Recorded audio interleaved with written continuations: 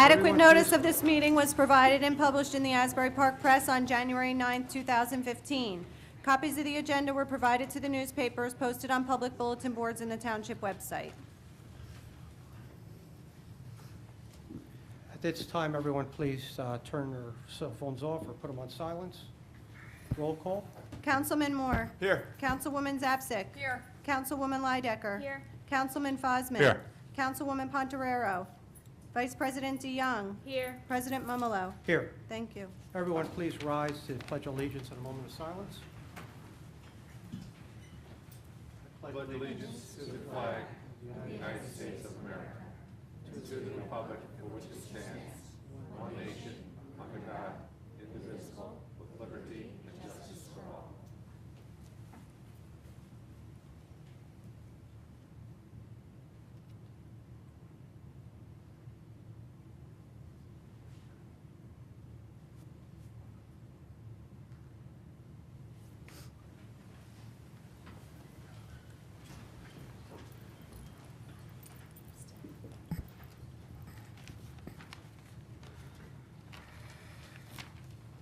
Approve the reports of municipal officers. Thank you. Approved minutes for the March 3rd, 2015 meeting. Got a motion and a second? Motion. Second. Okay. Motion by Councilman O'Fosman and second by Councilwoman Ozapsik. Councilman Put a little Moore. Irish humor into it tonight. Councilwoman Zapsik. Yes. Councilwoman Lydecker. Yes. Councilman Fosman. Yes. Vice President DeYoung. Yes. President Momolo. Yes. Thank you. I'd like to ask Councilwoman Lydecker and the mayor join us up front for presentations to the students of the month.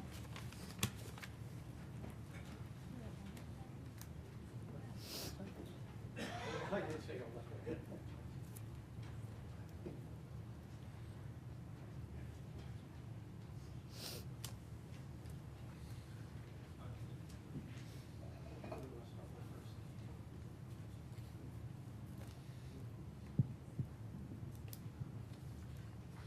Good evening, and thank you everyone for joining us tonight in anticipation of awarding our February Student of the Month their Certificates of Achievement. And thank you to Council President Momolo for asking me to assist in this presentation. It's something we started a few months ago with the new school year to recognize students that have high academic grades, that are participating in their school community and their community here in Brick. And it does mean a great deal to me to have this program in place and to have ourselves and our mayor and the community recognize their academic achievements, all the time and effort they put into it, and their dedication and perseverance. We've all been through school, and we know that it can be very difficult and challenging, especially since they face some adversities that we didn't face when we were in school. We also need to recognize that these people will grow into be our future leaders. They're literally the future of our township. Hopefully they'll stay and raise their families here, and I think it's important to them that they know how important they are to us. Not only do I want to congratulate the students this evening, but I want to recognize their parents and their teachers and say thank you for your guidance and support in helping raise such wonderful kids that do so well in their academic studies. So with no further ado, let's bring up our students, and we'll begin with Brick Memorial. I'd also like Brenda Coyle, assistant principal, to come up, please. And all students from Brick Memorial. Come on up. Thank you.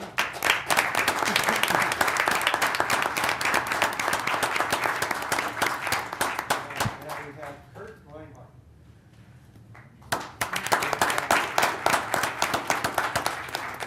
Hazel Rubino Hernandez.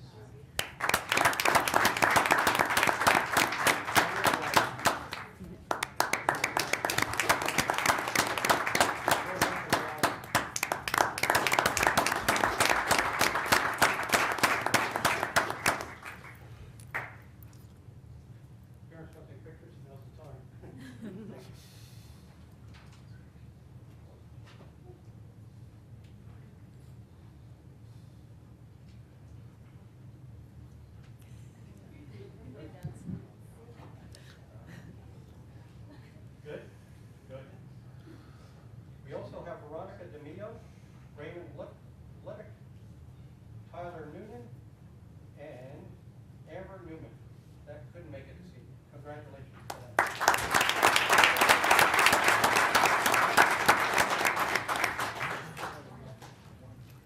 Thank you.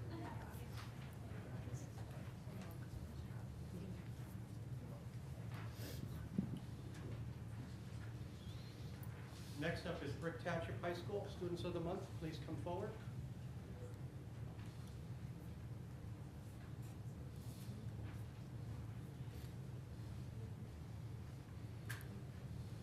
We have Taylor Morgan.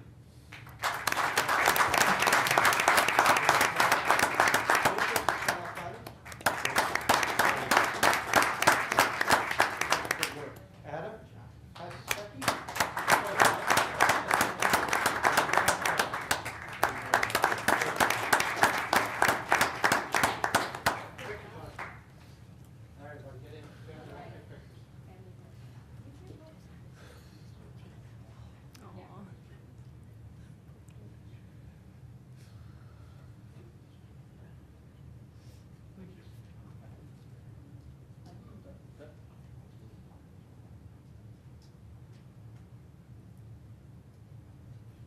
Good.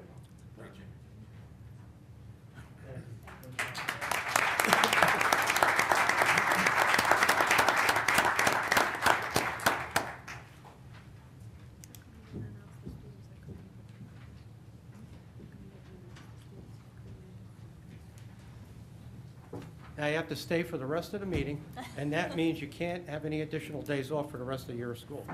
Thank you. Only kidding.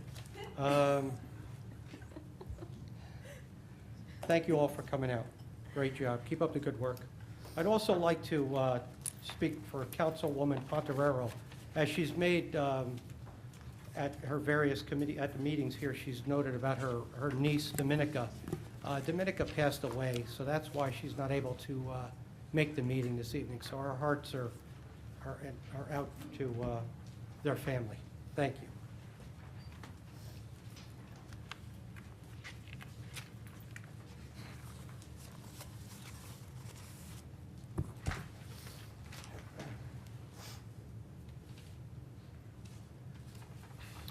Uh, 4-1, ordinance on first reading. There's no public hearing on the first reading.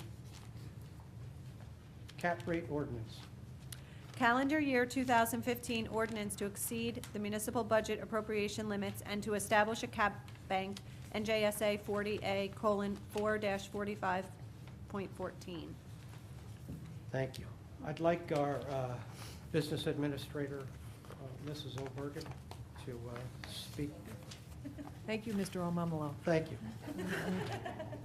This allows the township to exceed the 2.5% state mandated cap on budget appropriations and establish a cap bank for future use. The ordinance allows for increases to budget appropriations and allows the township to create a fund for any unused money. By having a cap bank, we have an emergency account without needing emergency appropriations to fund it.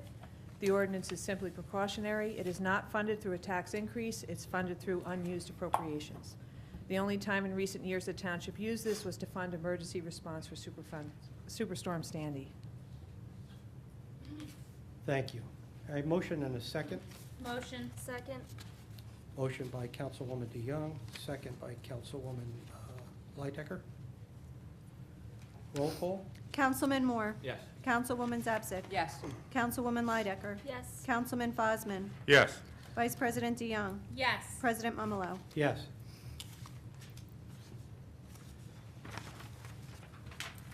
5-1 is the introduction of the 2015 municipal budget.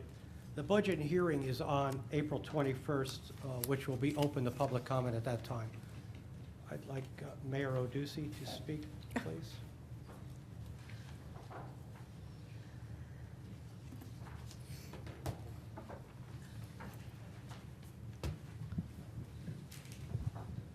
Thank you, Council President. I am proud to present the council with the proposed municipal budget for 2015. The budget is the product of a lot of hard work from a lot of great people, including the township financial team, the department and the division heads of the municipal government. They have all embraced our vision and philosophy and have been working to rein in spending as well as work more efficiently. And for that, I'd like to thank them personally. Sandy, that's first up. Sandy continues to have a major impact on our budget. This year's Sandy impact is $5,766,730, which equals a 5.62 cents on the tax rate. What that includes that $3.525 million in recovery costs. That's the payment I've been talking about that we have to pay back. And FEMA has obligated money, but we haven't received all of it from the state yet.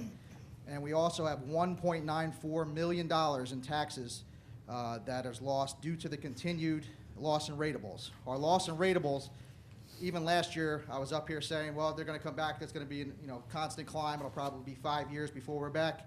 Well, what happened is last year they did go up a bit, and this year they went down even further. We lost additional $561,000 worth of ratables, over $500,000. So it's opposite. I had a meeting earlier today with some state representatives, and I said, yeah, everybody thinks that it was supposed to be this upward angle. Well, we're opposite, and they were shocked to hear it. It's the first time they've heard it from anybody. I don't know if other towns have gone through the same thing, but what's happening with the RREM grants, people are knocking down their houses totally, which means zero for structures. You're only taxing on the property. So those two numbers together is 5.62 cents on the tax rate. What that is, that would be a raise of 5.62 cents if we didn't have other things come into play, such as grants, such as cuts, such as reining in all the spending. The 2015 proposed budget totals $98,917,050. There's an increase in spending this year of 0.5% from the 2014 final budget. The budget is down from the 2013 budget, what was presented here in 2013. Our budget this year is $1,765,830 lower than that budget. The tax levy for this year is $68,861,325, so that calls for an increase of 1.9 cents on the municipal tax rate.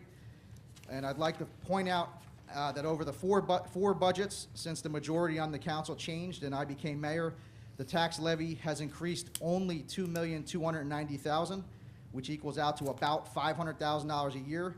Compared to the 4 years prior to when we were on council, it increased $25,564,000, which is over $6 million a year.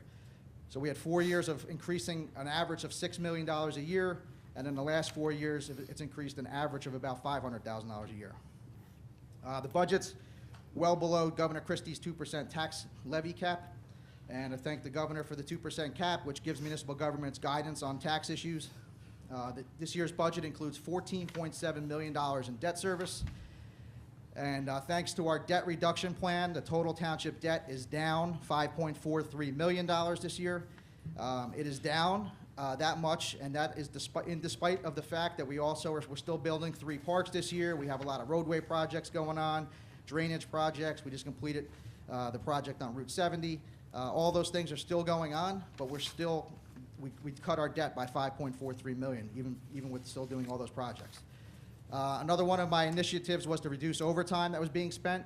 Last year, 2014, we spent $700,000 less in overtime than the year before. This year, we get to appropriate less, and that's why we're able to make those cuts and only have the 1.9. For the first time in at least 20 years, our building department had positive income. For years, we used to outsource many of the functions of the building department over to Toms River as part of the shared services agreement. And in 2014, we were able to hire our own inspectors, give people jobs, and we still produced revenue compared to other years. Other years, we would be losing $400,000, $500,000 a year when Toms River was doing it. We made money this year in the building department. This year, we have a surplus balance of $6 million. And leaving a surplus balance is important to the township in a number of ways. It's looked upon very positively by bond rating agencies, which translates into us paying lower interest rates for the town. And it also provides a rainy day fund for the township and provides essential cash flow. Much like your own home, you never want to have your savings account be zero in the event of some emergency, such as an illness or a loss of a job. You need to have money there to be able to go to, and we have a surplus balance of $6 million because it's responsible fiscal policy. Over the last 4 budgets, we have left an average of $5.5 million in surplus annually. And that's about an average of 42% of available surplus. The 4 budgets before that, which is 2007 through 2011, again, before myself and the current council members were elected, the township utilized an average of 90% of available surplus. In 3 of those years, the surplus balance was under $100,000. So if we had an emergency, such as a blizzard in 2010, we had to go out and do emergencies. We didn't have any savings account to dip into to not have to raise taxes. Now we have that. We have a $6 million surplus. So what we have, we had Sandy, which is would increase our budget, would increase our taxes 5.62 cents. With the grants, with all the cuts, our municipal taxes are only going up 1.9 cents. It equates out to $47 a year for the median home here in Brick. So $47 is what the taxes will go up for a median home here in Brick. I'd like to thank Council President Mumolo for giving me the opportunity to present the budget before everybody here tonight and watching on the internet or TV. This year's budget is definitely fiscally sound. It continues to put Brick on the right path towards a more fiscally strong and responsible future. And my office and staff are available for the council for your questions, as well as the public. So thank you very much. Thank you for allowing me the opportunity. Thank you, Mayor. I have a motion and a second. Motion. Second it. Motion by Council Vice President DeYoung and second by Councilman Moore.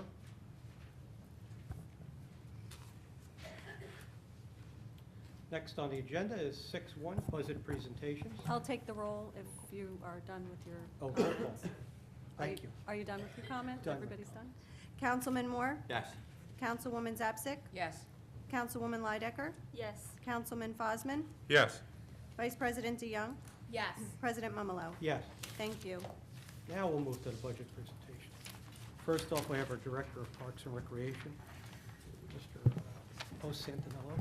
Hello, hello.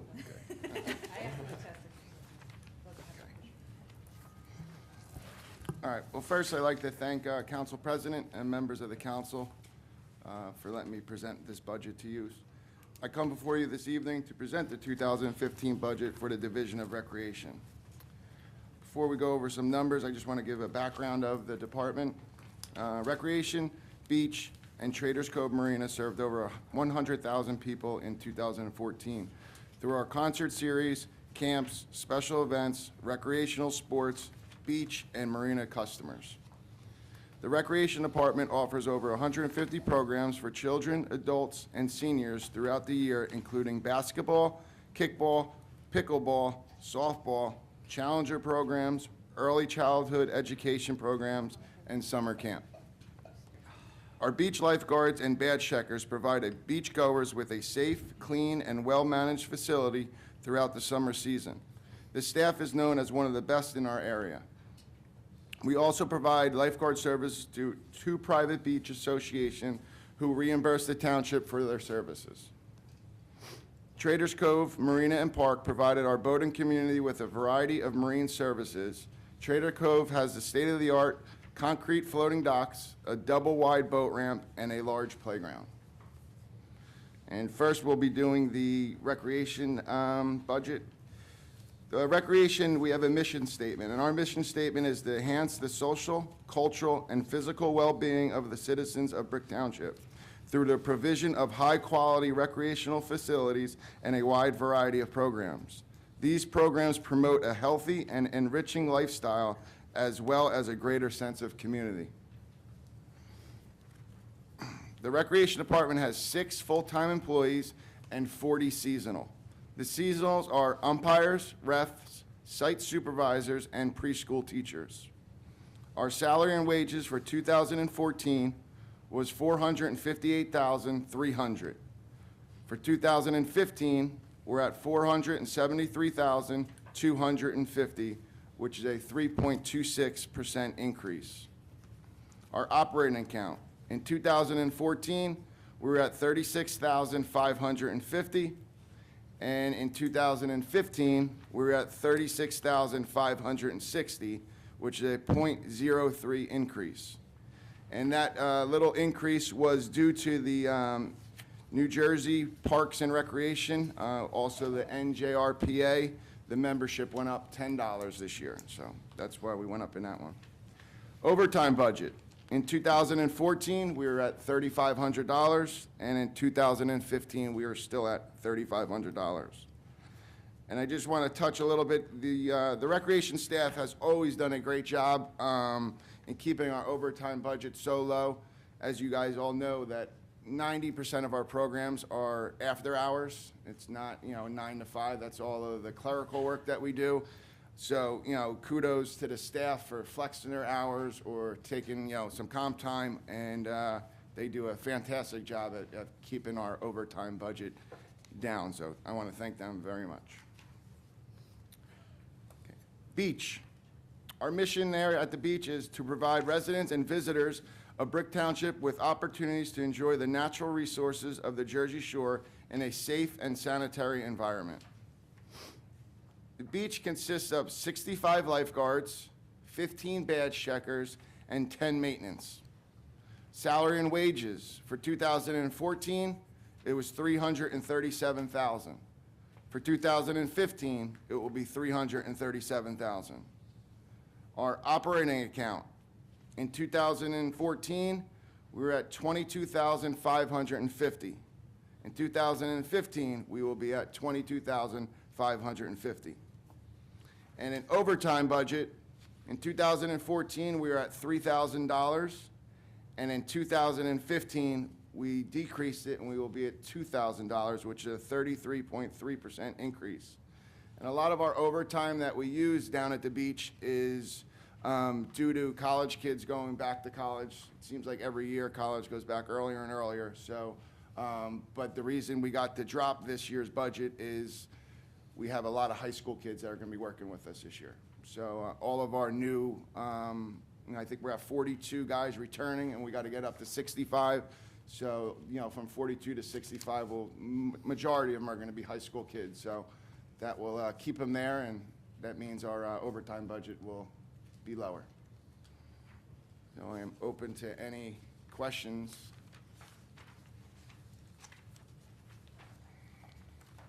Anyone from the council? I'd just like to say you're doing a fantastic job, you and your staff. Please keep it up. You guys Thank you. do fantastic work. Thanks. Keep up the good work. Thank you. Thank you. I could open it up to public at this time. Anyone, public, have any questions? Close public. Thank you. Thank you. Thank you. You're not leaving, though, are you, Dan? No, for you, no. You're gonna stay, right? Thank you. Is that your pen? Next up, I'd like our Business Administrator, Joanne Bergen, Thank you. to give us a presentation on administration. I'm going to cover several departments that fall under administration this evening, and I'll start with administration proper. Thank you. Overall salary and wages decreased by 15%. One employee left our department for a position of purchasing, and the partial year vacancy created the savings. That position will be filled this year. Our operating budget decreased by 12%, which is based on our efforts to streamline work and identify cost savings. One area in administration is legal services, and that budget has decreased by 10%. Administration is the front line for all in-person and telephone inquiries that come to the township. For example, in 2014, the staff handled 37,979 telephone calls. They also track and ensure follow-up on all email inquiries that come to the website via the CRM program. In 2014, we handled 27,000 cases through the CRM program. Staff also maintains all files for administrative functions and coordinate and schedule all meetings as needed to operate efficiently. Public relations, marketing, and special events are also handled by administration, including monitoring and updating the township's website and social media sites, including Facebook and Twitter, preparation and dissemination of press releases, and oversight of Brick Township's PEG channel BTV.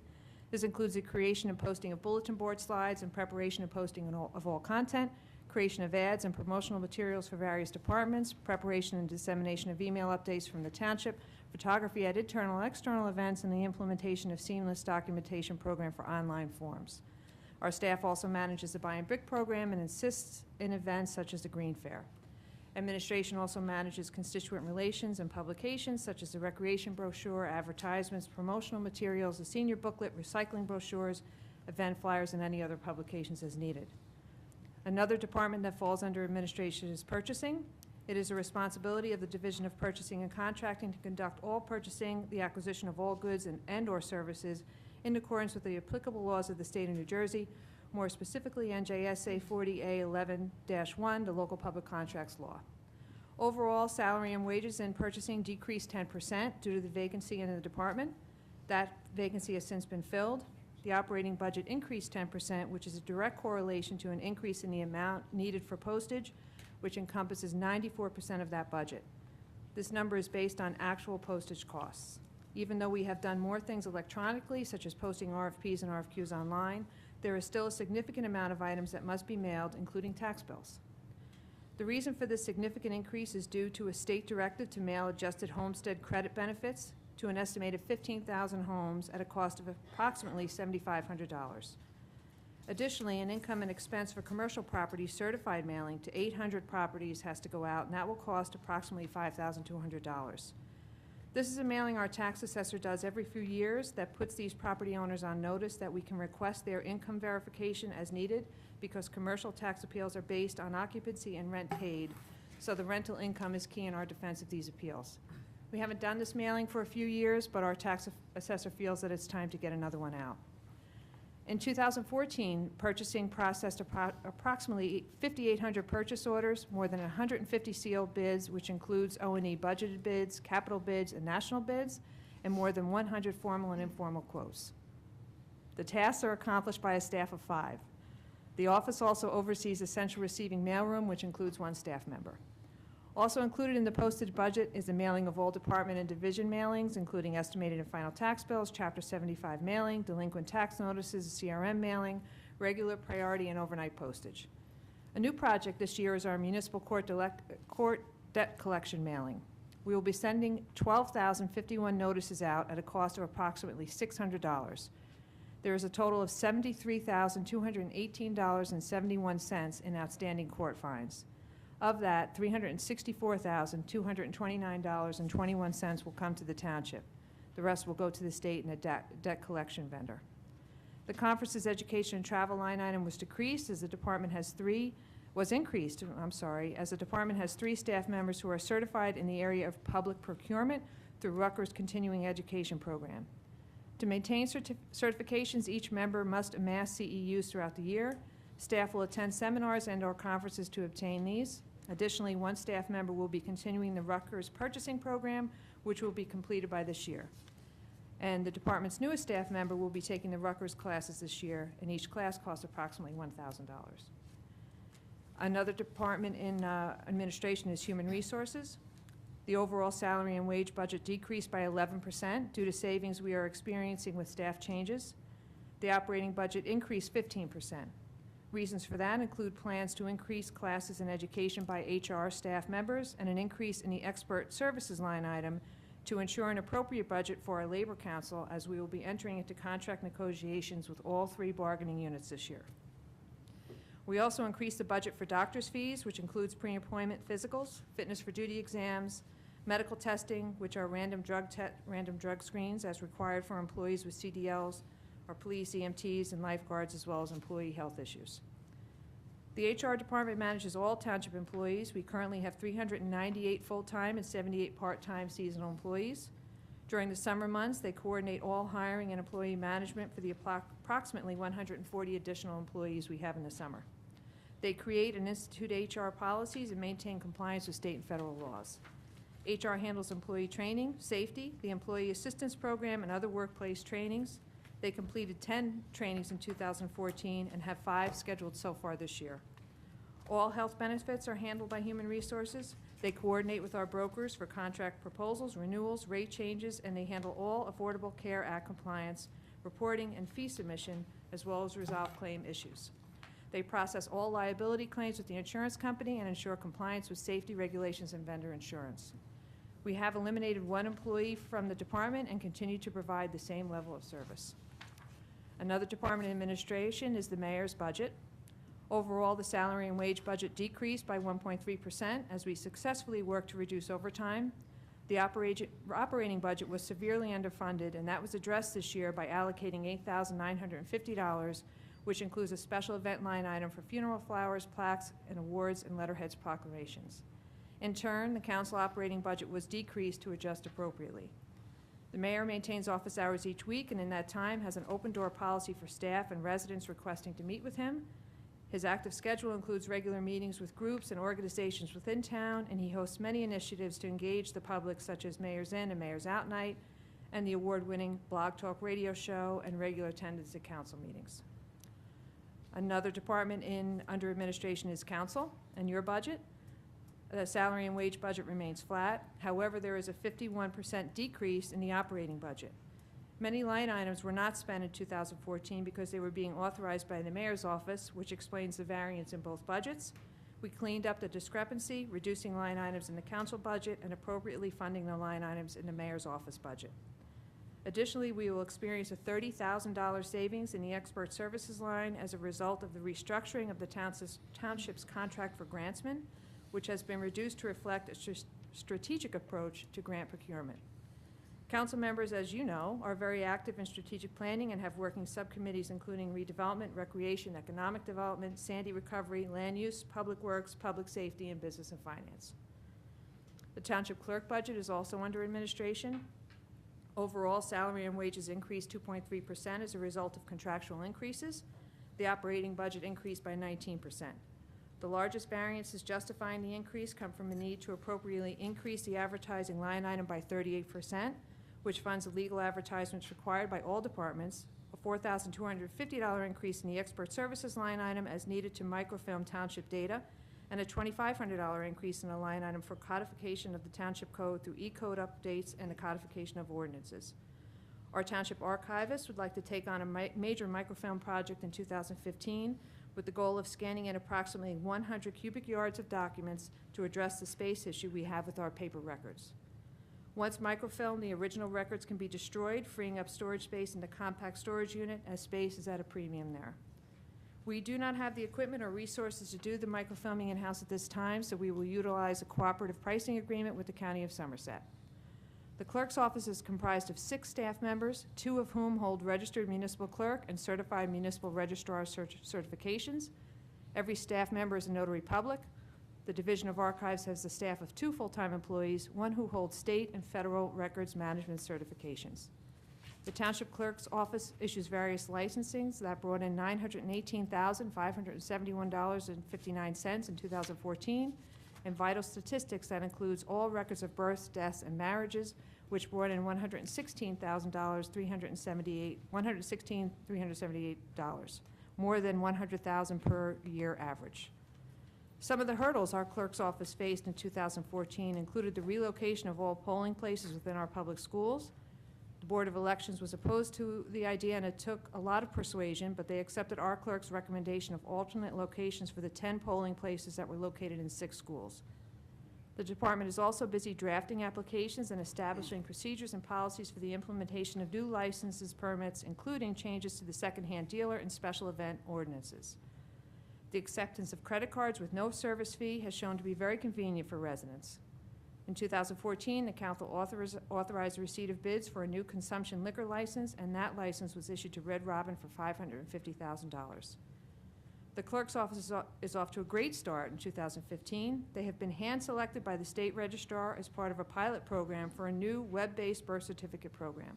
It will work similarly to the program that we are now using for death certificates, and we will be receiving training on that next week. IT has set up a shared database between the clerk and the building department for the foreclosed properties registration, and staff have begun inputting those registrations. Another department under administration is finance. Overall, the salary and wage budget decreased by 13% due to the ability to offset some of those costs to grants. The operating budget had a slight increase of $350 to appropriately fund conference and education for the 2 CMFOs in that office.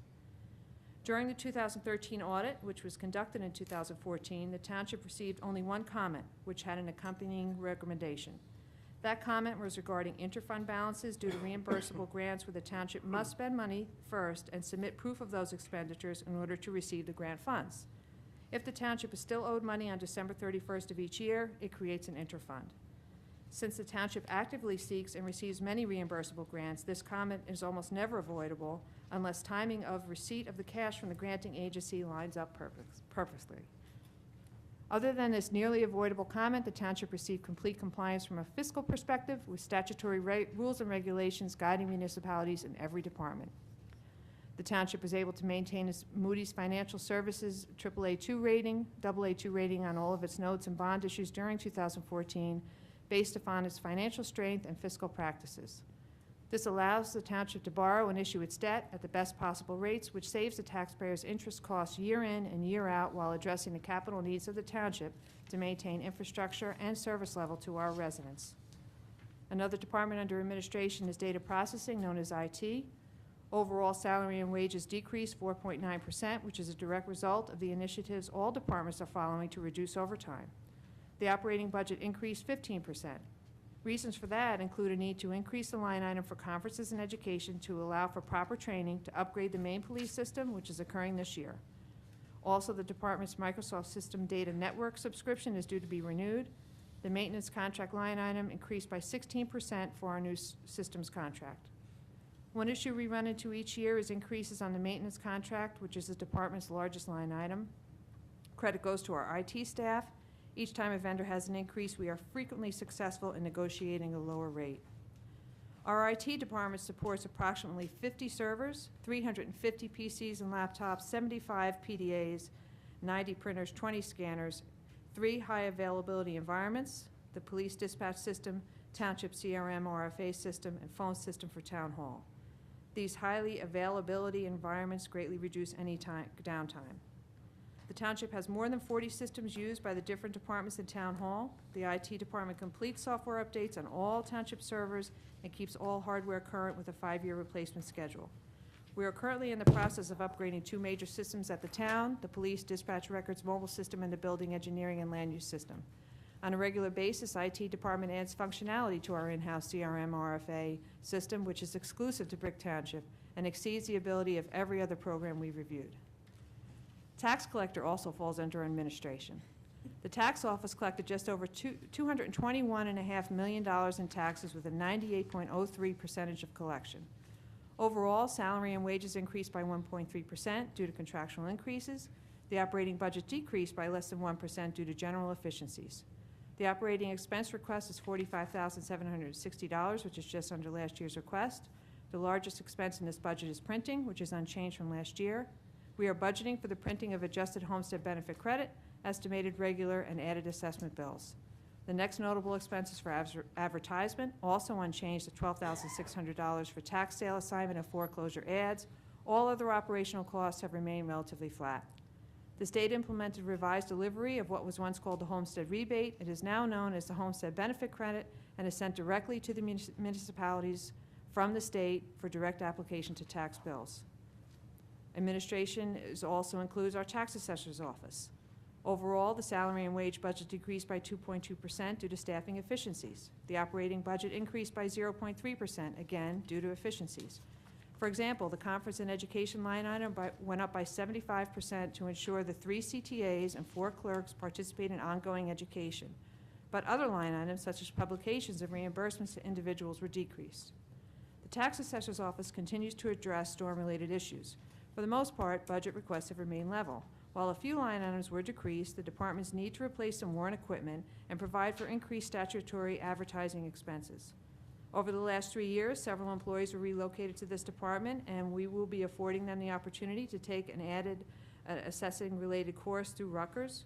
We went through the budget process hoping to make cuts to various other line items that would compensate for the educational cost. However, the overall result is an increase of $360 in our annual budget request. Another department under administration is seniors, where the salary and wage budget increased by 3% due to contractual increases. The operating budget decreased by less than 1% with reductions in line items, including education and letterhead. The largest line item is rental at $43,000, which includes the rental of the office and senior meeting space at the VFW. This line item also includes the annual printer maintenance cost. The line item for food is being decreased slightly from $3,500 to $3,200 based on actual expenses. While the actual expenditures are slightly less than this amount, we fully fund the line item. Every year, senior outreach staff reaches out for sponsorships and donations for their events and are very successful. However, we don't want to underfund the line item in the event their fundraising efforts are not as successful as they have been in the past. $300 was put into the licensing item as needed for movies enjoyed by our seniors. Previously, the township was showing movies by sharing the license with the one held by the Recreation Department, but we have been advised that separate licenses are required. In 2015, the staff will continue to work to increase units of service and the number of clients through outreach efforts using all mediums available. BRIC Senior Services provides critical social welfare services to our seniors. In 2014, staff increased the information and assistant contacts by 1,062 units and increased unduplicated clients by 508 from the previous year. This challenge was overcome by increased outreach efforts by staff at events and wellness calls, etc. These increases are due to a more aggressive approach from outreach staff along with the advertisements on Channel B20. Staff also will continue to collect and distribute grocery gift cards as needed to the seniors in our community. Senior Outreach Services receives 2 grants, an outreach grant from the County of Ocean for $110,000, $110,100. These numbers just throw me off, and a caregiver grant in the amount of $25,000. Both of these grants are used to provide our seniors with programs and services throughout the year, and these grants are also used towards salaries and wages. And the last department under administration is Municipal Court. Overall, the salary and wage budget increased 5.8% due to contractual increases. The operating budget increased by less than 1%, a total of $35, which is attributable to the dues required for the judge, court administrator, and the 2 deputy court administrators. 2014 was the 5th year in a row that Brick Township Municipal Court was the largest court of the vicinage.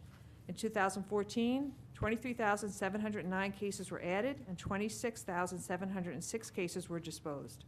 Our 23,709 cases added equates to 12.5% of the total filings for the Ocean vicinage.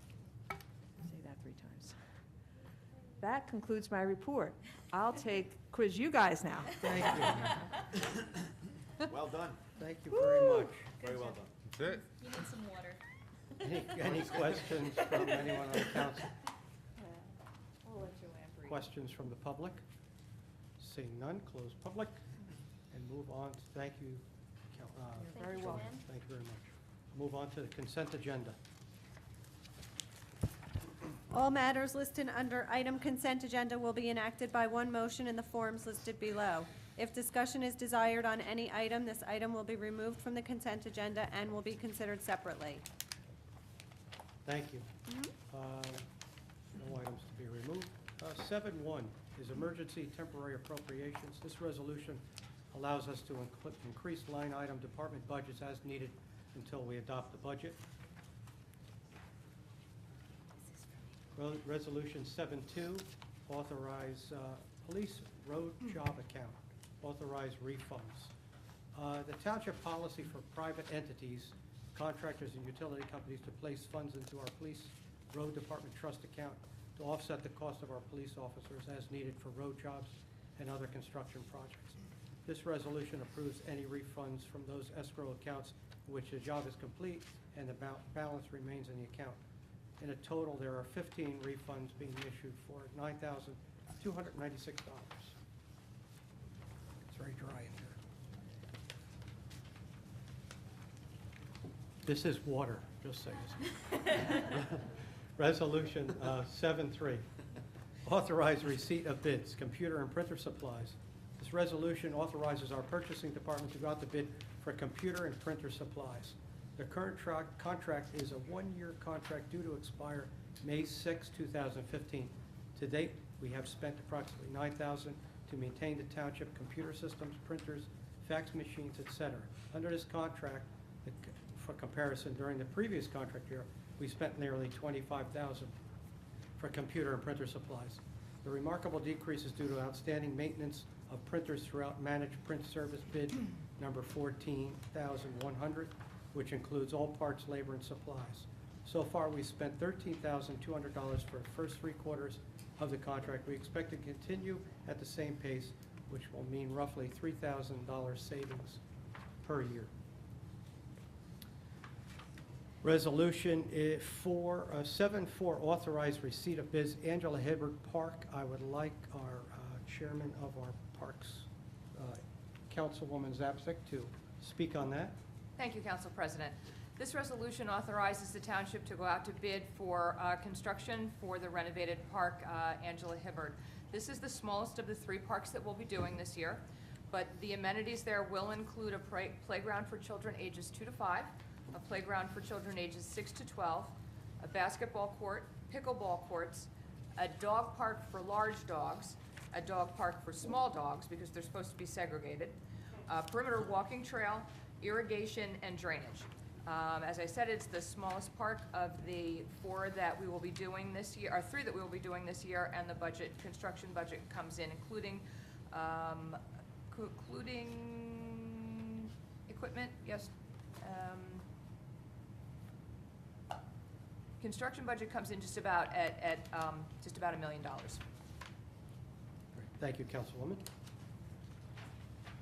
Resolution 75, authorized rebid food truck concession. The township took bids on the last week and received none for Bricktoberfest. There was no minimum bid last year, but we included a minimum bid of $1,500. What we're going to do is reduce that to $500 and go out to rebid. Resolution 7.6, reauthorize rebid beer and wine concession. The township took bids on this last week and received none. This is for Summerfest and Bricktoberfest. There was no minimum bid. There was no minimum bid last year, but we had a minimum of $20,000. This year we were reduced. We went out with that bid for $20,000. Got no bid, so we're going to reduce that to $5,000. 7.7, authorize rebid amusement concession Bricktoberfest. The township took bids on this last week and received 1. However, we need to reject the bid as the vendor did not address the required component of the bid package, wristbands. Resolution 7.8, authorize award bid for the ATM machine. The resolution awards Jersey Shore ATM with a bid for an ATM machine at all Summerfest events, Bricktoberfest, and the car show. The bid was for $100, which is a $75 increase from last year. Resolution 7.9, authorize permission of fireworks display, 2015 Summerfest program. The resolution awards the bid to Garden State Fireworks, Millington, New Jersey, for a fee not to exceed $17,500 for fireworks events at our scheduled Summerfest concert. This is the same vendor that we used last year, and we were very happy with their display.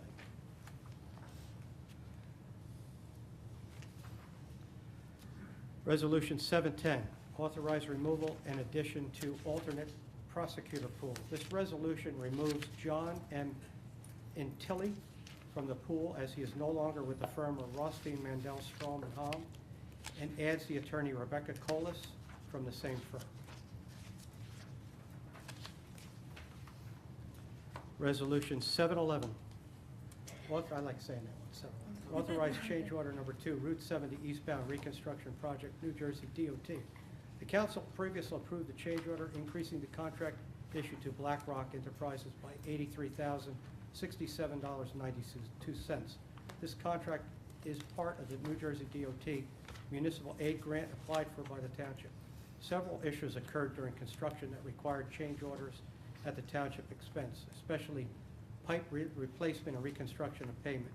Those items forced the contract of BlackRock to exceed the original contract value by more than 20%, which requires council approval.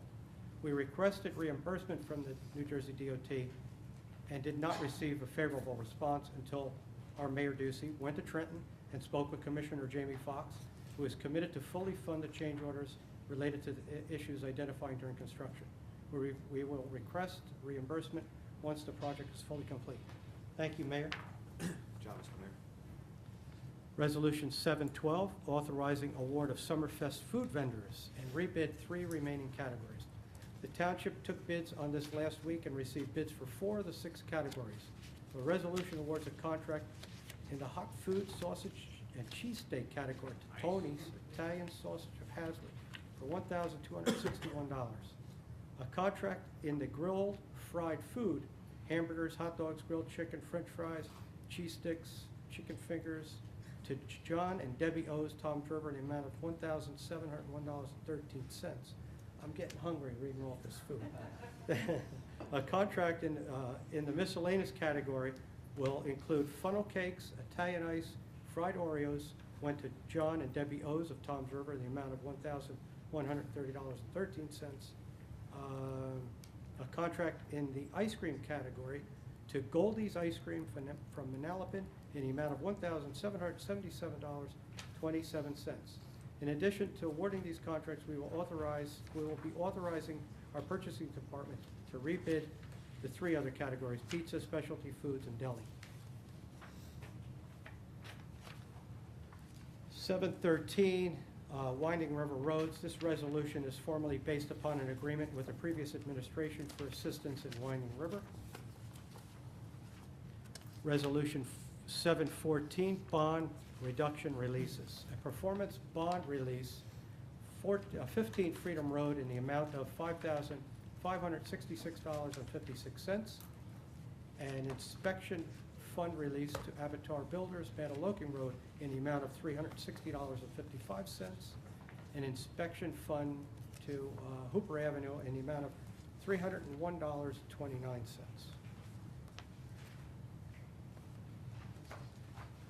Resolution 715, tax collector. An assessment of tax sale certificate to Donald Burke, 715A. Assignment of a tax sale certificate to Donald Burke of Block 72, Lot 104, in the amount of $1,953. Full amount of the certificate, including all municipal taxes and other municipal charges. 7.15B, redemption of tax sale certificate, Block 72, Lot 145. 7.15C, issue duplicate tax sale certificate for Block 383.38, Lot 10. 7.15D, tax overpayment, 2014, Block 377.09, Lot 15, in the amount of $782.80.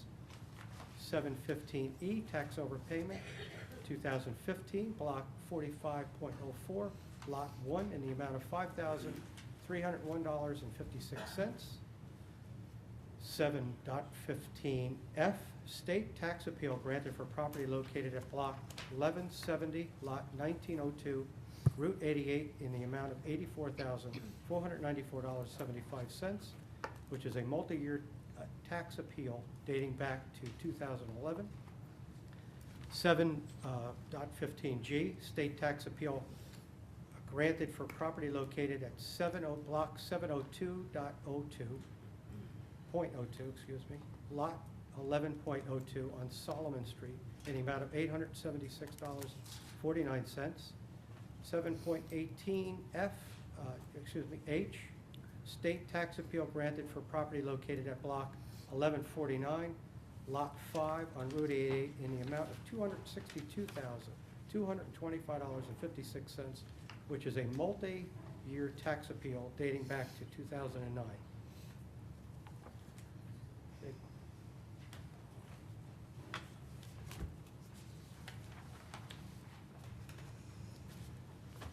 At the end of the consent agenda, I will open to any questions from council. Council President, I have a question. Yes. This is for Joanne, our business administrator. On the park here, Joanne, just to remind the community, when we go out to bid for a park like this, it takes a little while. Once we get the bid in, and by the time we break ground, we're looking at about 4 months. Yes. Is that about correct?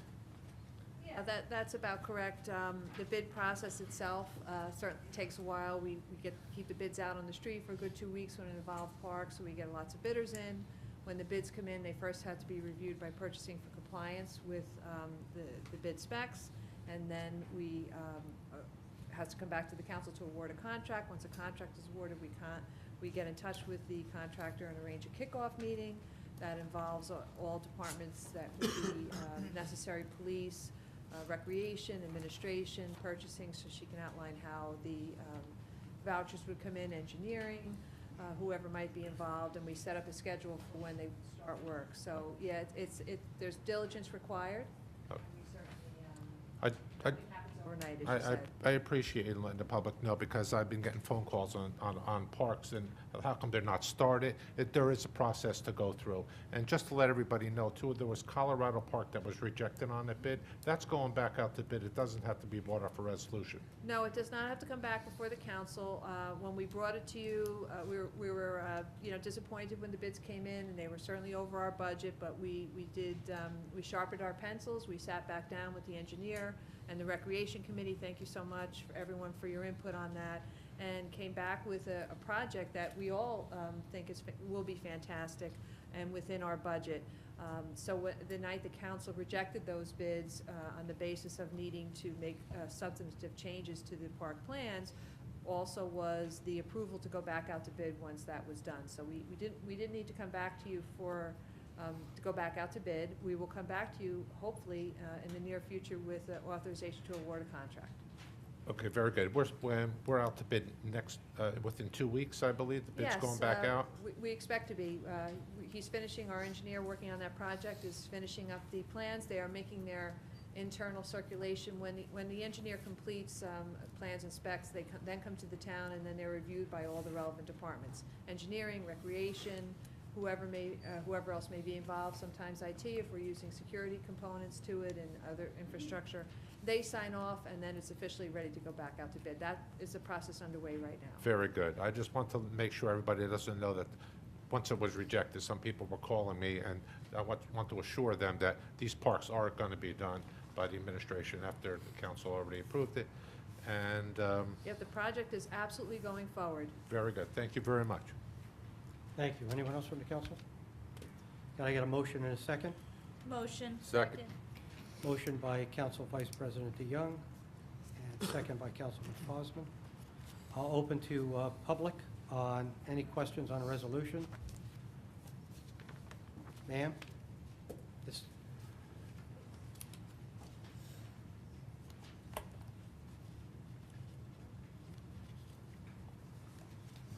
Nan Carl, 18 Greenbrier Boulevard, and my old timers has kicked in. Old timers.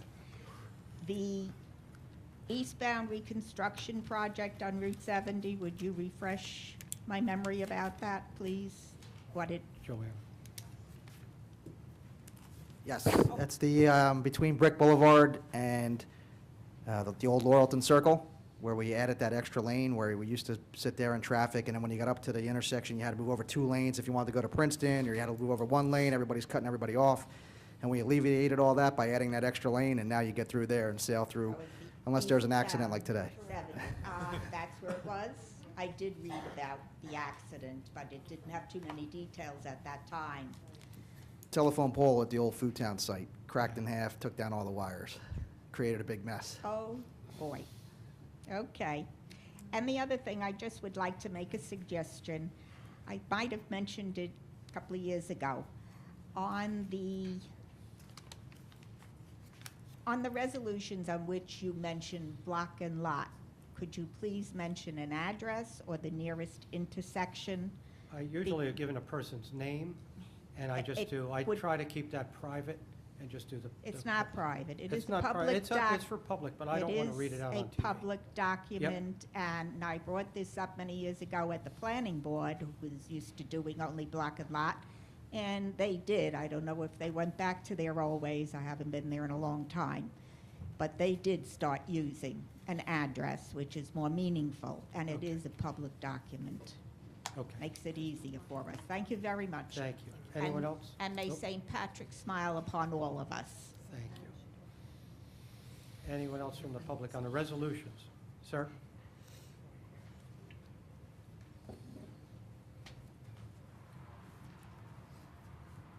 Vic Finelli, Meadow Point Drive. Could somebody explain a little more detail, item 13, what exactly the township is doing and why they're doing it?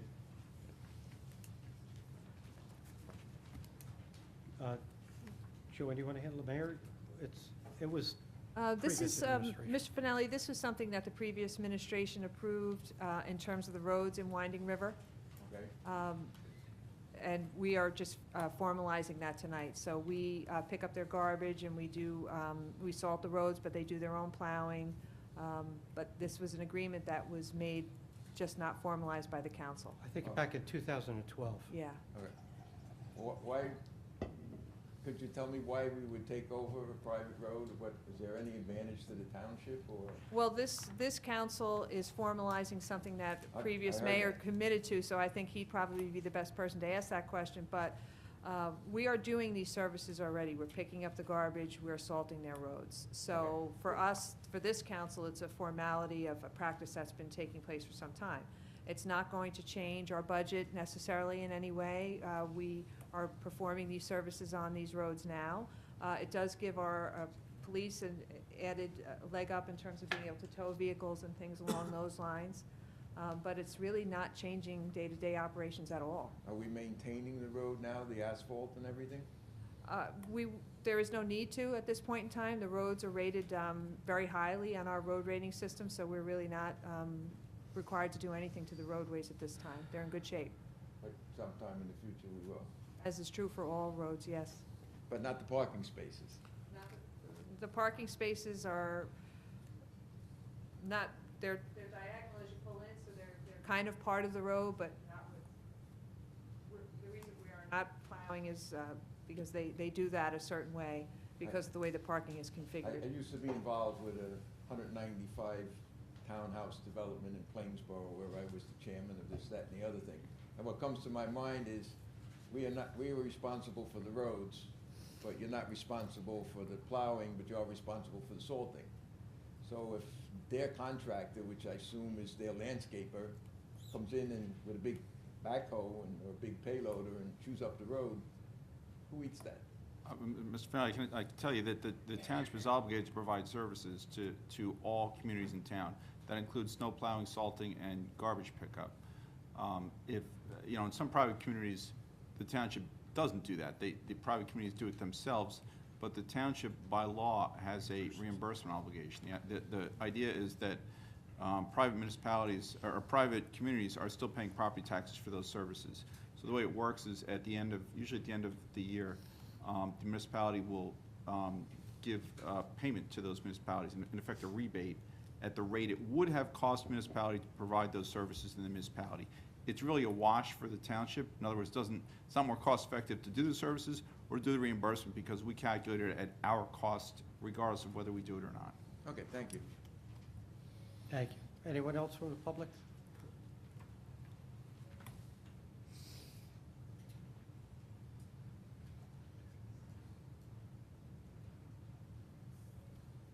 John Sluka, 950 Sylvia Court. The question I have, Angela Hibbert Park, is that the one up on Burnt Tavern Road? Drum Point. Trump. Drum Point. Where is it at? Drum Drum Point Road. Point. Oh, down here in Drum Point, okay. Is there something being done with that park up there, up on, off of Burnt Tavern? Behind the Wawa. Yeah, it's behind the Wawa. That's Bernie Cook Park. Yeah, that's the name of it, yeah. Not at this time because of the construction that's going on there. If we do anything, we're looking at that for 2016. Okay.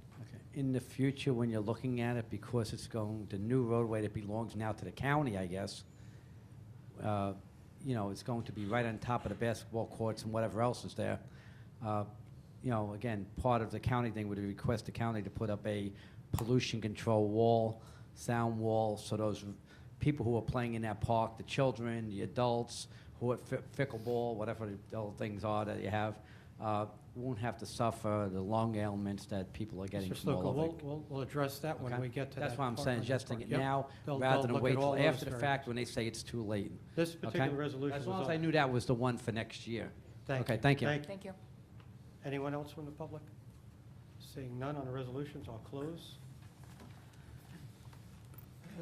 And roll call, please. Councilman Moore. Yes. Councilwoman Zapsik. Yes. Councilwoman Lydecker. Yes. Councilman Fosman. Yes. Vice President DeYoung. Yes. President Momolo. Yes. Thank you. 716, Bill Resolution Computer 2015. Be it resolved by the Township Council of the Township of Brick that the following bills be paid, and that the mayor and clerk be and are hereby authorized to draw orders on the treasurer for the amounts of the same. Computer bill resolution in the amount of $6,897,745.21. Thank you. Open the council. No one? Motion and a second? Motion. Second. Motion by Vice President DeYoung, second by Councilwoman Lydecker. I'll open to public on the bill resolution. Seeing none, close public. Roll call. Councilman Moore. Yes. Councilwoman Zapsik. Abstain on New Jersey press media, and yes to the rest. Councilwoman Lydecker. Yes. Councilman Fosman. Abstain on the MUA and yes to the rest. Vice President DeYoung. Yes. President Mamalo. Yes. Thank you. 717, Bill Resolution Manual. Be it resolved by the Township Council of the Township of Brick that the following bills be paid, and that the mayor and clerk be and are hereby authorized to draw orders on the treasurer for the amounts of the same. Manual bill resolution in the amount of $1,505,117.94. Council, any questions? None? Motion and a second. Motion. Second. Motion by Councilman Fosden, second by Vice President DeYoung. Open to the public. No questions from the public. Closed public. Roll call, please. Councilman Moore. Abstain, Township payroll, yes to the rest? Councilwoman Zapsik. Yes. Councilwoman Lydecker. Yes. Councilman Fosman. Yes. Vice President DeYoung. Yes. President Mamalo. Yes. Thank you. 8 Wood, this is the ordinance on the second reading. Create Chapter 238 Landlord Rental Responsibility. An ordinance of the Township of Brick, County of Ocean, State of New Jersey, amending and supplementing the Township Code to create a new Chapter 238 to be entitled Landlord Rental Responsibility. Mayor, would you like to elaborate, please? Yes, thank you, Council President. Absentee landlords are a problem. Not screening tenants creates problems. This ordinance holds irresponsible landlords financially accountable for tenants who are convicted of 2 violations of law in a 2-year period. There's law-abiding residents whose quality of life is affected by landlords with no ties to brick and no pride in brick. This ordinance will hold those uncaring, irresponsible landlords accountable so that they will better screen potential tenants and not just take a rent check, walk away from our town, and leave our town with the problem, and our police department with the problem, and our code officials with the problem. This irresponsible landlord ordinance holds them responsible. It'll create an atmosphere where landlords will take an interest in those properties, they will properly screen their tenants, and it has to be convictions of 2 violations of law in a 2-year period. So of course, the tenants are being held personally responsible, and they're being convicted in criminal court or in municipal court. And those 2 convictions is what brings those landlords before a hearing officer. Thank you. Thank you. Motion and a second. Make a motion. Second. Motion by Councilman Fosman, second by Councilwoman Zapsik. And I will open to the public. Sir.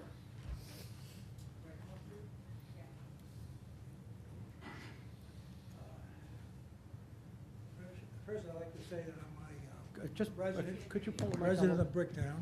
Just state your name homeowner. and your address, please. You want the address? Am I right? Yep, that's good. Your name and address, thank you. Okay, my name is Michael Tishio. I live in Bricken, 628 Carolina Avenue. And I'm a homeowner, 30 years resident of Bricktown, more than 30 years. And I'm also a landlord. I'm a landlord of 2 properties, 2 units in Maple Leaf Park. I understand fully what this ordinance is trying to do, but I don't understand how we are going to screen tenants that are coming up, that are on the lease, and then invite other people to come in. And we have no control over screening those other people that come into our units. I don't understand how that ordinance is gonna address that. That Counselor. part. If I can just address that briefly, I think a large part of the problem can be addressed by screening tenants up front and making sure you have good tenants come in, but there are also other tools that are already in place in the law that landlords can use and take advantage of. There are statutes allow the landlord to not only screen up front, but also to put provisions in the lease that would allow the landlord to evict tenants for violating landlord's rules and regulations that are clearly established, violating the lease agreement. For example, you can put in a lease agreement, and I know a number of landlords have done this, something like a crime-free addendum that if a tenant violates criminal statutes, that can be grounds for eviction. You can also convict for drug offenses. If there's a conviction of a drug offense, the law entitles a landlord to move to evict a tenant for that. And if a tenant is simply engaged or being involved in drug activity on the property, that is grounds for eviction. That also includes not just tenants, but when tenants allow others to come on the property and do those kind of activities. So what we're doing is we are, the landlords have the tools, we believe now, to screen and deal with tenants on their property. And what we are trying to do is encourage landlords, frankly, keep tabs on landlords that don't take advantage of those tools, don't monitor their tenants, to encourage them financially to do that. I consider myself a responsible landlord. I try to screen my prospective tenants. You know, when they typically, in the Section 8 people, it's a single mom and 2 children, 1 or 2 children. But then there's a boyfriend or somebody else, and those are the people that are committing the crimes. You know, not the tenants, but the people that are living in there that are not on the lease. And I don't know how to screen for that. As I said, I think screening will cover a lot of that, but you also have tools already in place to deal with that kind of situation where your tenant is allowing people on that property who are committing criminal offenses. You can take action against that tenant. And if you Have you ever tried to have somebody evicted? I have, and I know it's not an easy process, but it's a process that can be done, and many landlords have done that effectively. And I think what the council is doing here tonight is, for those tenants that make no effort to do that, they're going to hold them accountable in a way that gets them undertaking that effort. Okay. We'll see how it works out. Thank you. Thanks for coming.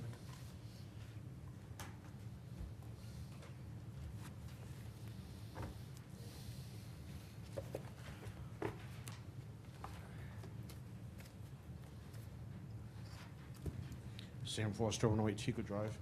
I have this is with regards, we're still at landlord rental responsibility, correct? We're still at the Yes. 8-1? Okay, sometimes We're at the I'm having ordinance, it, so. correct. Okay, I had a question actually. My uncle was a landlord back in about 10 years ago, and I want to know if there's been any change in laws in the state of New Jersey regarding how a landlord can accelerate the eviction process of a tenant, because he had 3 condos. He lived in Maple Leaf Gardens, and he rented them out. And all of them, 2 of them didn't pay rent. And it took him over a year to get rid of them. And he was going berserk. I know, because I was the one who had to drive him to the courthouse in Toms River to file the eviction notices. And he went through hell, because he screened them. He did everything right. He screened them. One was a member of the military, and the 2 other were, he was not much of a problem, but 2 just didn't pay rent, and they got complaints about there was vandalism inside the residence with one of them, and I wanted to know if the state has done anything or that to accelerate, to make it easier, I guess streamline would be the word I'm looking for, to help a landlord evict someone that is a problem. Does Mr. Starkey, are you aware of it? Because if it's not, then we're going to, I don't know how the landlord's going to be able to do an effective job of evicting someone that is a problem because of what my uncle went through. I know, because I'm the one that had to drive him there. I'm the one that had to go there with him because he couldn't drive. He was paralyzed, partially paralyzed, and he went through hell just getting rid of them, even though he had it documented what they're doing wrong and illegal. To answer your specific question, I'm not aware of any streamlining legislation that's been adopted, but I can tell you that the grounds for eviction that I outlined before are specific and clear, and they are enforced by courts, and there are reported decisions where courts have upheld evictions on those bases when there are drug convictions, there's drug activity, or violation of lease agreements. Yes, I understand it, but I understand it, but what I'm saying is that my uncle was a landlord, and I saw firsthand that he had problems very similar to this. And if there hasn't been a change in the state law that would streamline the process, then I don't see how this is going to be effective, no matter what the township does, how it's going to be effective if a landlord does have a problem tenant and they try to evict them, like my uncle tried to do with 2 of his 3, and it dragged on for over a year. One of them, finally, he got rid of one of them because she just moved away and she owed him several $1,000s in back rent. So this is why I understand that the township has done something here, at least it's making an effort. But unless we get support at the state level with the legislature to make it easier, I don't see how this is going to be too effective because of the experiences that I saw my uncle go through. And like I said, he had 3 units there, and he went through hell. I know, because I had to drive to the courthouse to file the documents and the eviction notices. That's just something I wanted to, since we do have a democratically controlled legislature, and we have, I would hope that we could maybe have the mayor or the council ask for support from the democratic state politicians to pass something that would help landlords get rid of tenants that have to go. Because otherwise, if there's been no change since my uncle was a landlord, I don't see how the current landlords in town are going to be able to do an effective job. To drag it on for over a year, and one only left because he just up and left. That's it. I know I had to walk in there with my uncles, and we saw the damage done to the unit, and she walked out on, several $1,000s in rent, and that's why I sympathize with landlords in town that are looking at this ordinance. I mean, there's a limit to what they can do, and unless the state law is passed to make it, I believe there will be a state responsibility to do this. Am I correct, Mr. Starkey? This would not be something that the municipality of Brick had any authority to do, a streamlined process, since it's handled in state superior court. Am I correct? Eviction proceedings are, that's correct. So I would hope that the council or the mayor would be able to speak with state politicians and ask for some support, not just for Brick Township, but look at Seaside Heights as well. And that's just a comment I have from someone who's saw firsthand the landlord-tenant process, and someone who's been in court as a spectator in Tom's River. I know what people go through, and landlords I feel do need help with at the state level. Thank you. Thank you.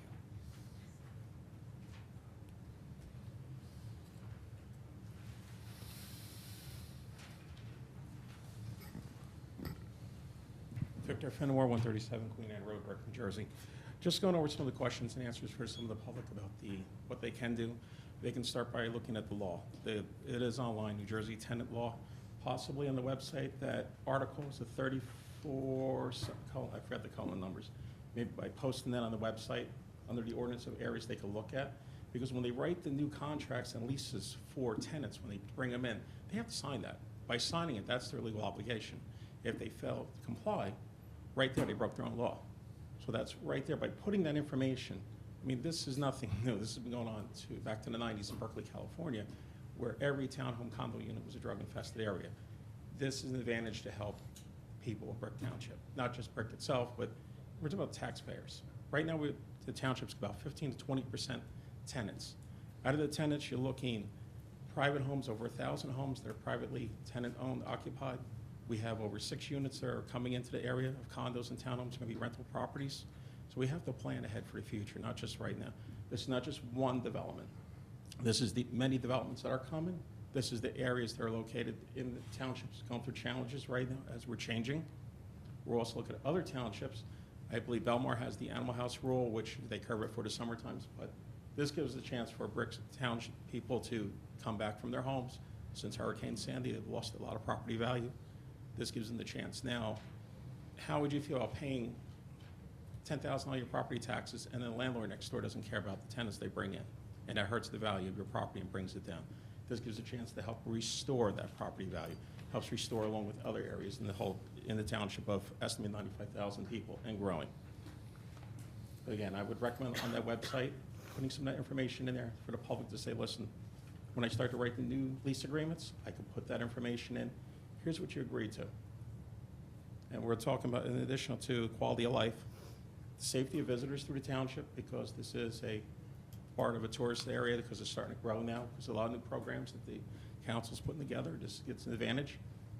So as a visitor that comes to the town, they want to feel safe. They don't want to be recognized, all the gang activity and drug problems through the units. Now, this gives a chance that, hey, Brick Township is starting to make that change. And it's starting to make that development change for the public, for the people, for the property owners and the homeowners and the taxpayers of this township. That's pretty much it.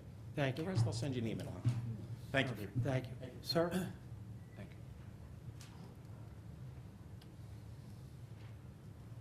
you. Good evening, Mr. President, and can you hear me? Okay, good evening, Mr. President and council members. I am Jeffrey Alino. I live at 128 Captain's Drive. I've been a landlord in town for approximately 35 years. I have smaller properties between Drum Point and Maniloki. Most are commercial. I do have a couple of residential. And I want to apologize before I start for not wearing green this evening. I guess I missed something along the line. I am concerned about this ordinance. And the reason I am concerned is it seems to have the viewpoint that you should screen your tenants, and once you get a tenant, if you do have a problem tenant, you should get rid of them. There are a couple of problems with that. And one goes back to the fact that this ordinance is based on what's taken place in Belmar. Keep in mind that Belmar's ordinance is largely geared toward tenants who are summer tenants. If your tenant creates a nightmare, in about 2 or 3 weeks, or maybe a month at most, he goes home on his own. In Brick Township, we're talking about a pocket of problems of year-round tenants. It is almost impossible to get rid of a tenant who pays his rent. Mr. Starkey says it's hard. I go a step further. I'd say it's almost impossible. I have gone to tenancy court many times. I've never seen a tenant evicted for anything other than non-payment of rent. I'm sure it's happened, but it is a rarity. We left one thing off. If the tenant's convicted of assaulting the landlord, that's the reason, too, you could get away with it. I am concerned that you could wind up with a tenant you can't get rid of, and you continue to be financially responsible for that tenant. Now, people might say, choose your tenant carefully. There is, unfortunately, no divining rod that will tell you which is going to always be a good tenant and which not. Family members of mine take 15 to 20 inquiries before they even show a property to a tenant. Double-check credit ratings, stable employment, and more, and things happen at a later time. Loss of spouse, loss of significant other, problem with loss of employment, bankruptcy. There are things which can cause even the best tenant to go bad. Doesn't happen often, but it does happen. What do you do as a responsible landlord to be exempt from these penalties? Mr. Starkey said we want to deal with the irresponsible ones. What can a landlord do to be sure that they're not subject to these fines and expenses if they do find a tenant goes bad and want to deal with it at that point? This is a difficulty. There again, there's no way to say thoroughly that this is the case, that you're going to have a good tenant. I would like to make a suggestion to council, and I've made it to other council members and over the years. When you propose an ordinance that affects a particular group of people, whether it be taxi owners or whether it's tow truck drivers or small business people, or in this case landlords, have a meeting with them before you put pen to paper. I know that's old-fashioned. Actually, before you touch the keyboard and so forth. Sit down with them, discuss the problem you have, encourage them to give suggestions, and the truth is, you'll come up with some good answers. Now, Mr. McFadden used to say to me, "But Jeff, if you do that, they'll be against it." And I'd say, "Scott, no, I don't think so. If you choose responsible people in town, they'll see the same problem and they will work with you." I do have a suggestion for you in this case. I suggest that you put this into committee, get a committee together, which includes people in the field. A couple of realtors, one on the mainland, one on the strip side, because they have different kind of tenancies. A couple of landlords, a large landlord, a small one. See if you can get an attorney to volunteer who has extensive experience in small claims court, special civil, tenancy matters. The committee itself might suggest that they might want to interview or have a meeting with Judge Palmer or Judge Nemeth, who handle these things at the county level on a regular basis, and come back to you with suggestions for an ordinance. And please tell that committee that when they do a lot of work, that you're going to consider it seriously. We have all had experience of being on a committee in life that did tremendous amount of work, and you turn in the report, and sometimes you look at each other and say, did they ever read that report? So forth. If you're going to do this, you'll have to assure people that they're not wasting their time in working with you. And if you could do that on this case, and I think in other cases where you have an ordinance that's going to affect a specific group, I think it would bring us together as a community to work closely together. And you would find that when you propose the ordinance, the people in this field will actually sit in the audience and support it. So I hope this can go back to committee, and there are problems. Thank you very much. Thank you. Would you like to address that? Sure. There was two committees. There was the land use and the public safety. There was landlords who were part of that. There was different attorneys besides Mr. Starkey who was a part of that. It was an ongoing effort. It was many, I don't know, probably 2-3 months of meetings, at least. Probably longer than that. Yeah, sorry. I know. I was at all those meetings too. So yes, probably 5-6 months worth of meetings. So that definitely took place. It was well researched. We went all over the state looking at different ordinances. There was South Toms River, there was Evesham, there was town after town. I know people are mentioning Belmar because somehow this got associated with Animal House. It's not Animal House ordinance, it's irresponsible landlord ordinance. Let's try to clear that up. Sir, you look anxious. Come on up. Good evening. My name is Joseph Otino. Hold the mic, please, just closer to you so you can hear. Nobody will hear you otherwise. My name is Joseph Otino. I'm an attorney in Brick Township. Do you live in, just your name and your address? Joseph Otino, I live in Bayville, but I'm an attorney in Brick Township. Okay. I represent a number of tenants in town, represent a number of condominium associations and real estate, realtor's office, real estate management companies in town also. While we laud the intent, I guess, of the council in trying to enhance the environment in Brick Township, I don't think the ordinance addresses it. One of the stated goals of the ordinance is to take effective action and to create standards for landlords. This ordinance doesn't do anything to create any standards for landlords. It talks about wanting to regulate the property, but all it does is set out punishments for the landlord, or more correctly, for the property owner. Very often the landlord, as viewed through the eyes of the tenant, is the person who collects the rent and sets down the rules. Those are often the property managers, the condominium associations, or the realtors that manage the property for the owners. The owners don't always have face-to-face contact with the tenants, but yet they're the ones that are facing the punishment, I take that back, not the punishment, but the liability under this ordinance. If the township is going to look to enhance the quality of life for the Brick Township residents, it has to try to regulate the irresponsible tenants, not punish the landowners. What this ordinance does first is create class distinctions between property owners and renters. I don't think that's the council's intention, but that's going to be the result here. Similarly, it creates a class distinction between commercial and residential landlords and tenants. Very often there's a commercial operation in town that creates a substantial nuisance in the town. This ordinance doesn't address that. The ordinance can't be a landlord responsibility and address commercial and residential landlords equally. One of the things that creating this distinction does is just creates divisiveness and more problems within the township. If the township's going to look to create irresponsible rentals, it has to hold the tenants responsible, not the landlords. In holding the tenants responsible and creating the environment that the township wants, I think the township really needs to look at the people who actually rent to the tenants.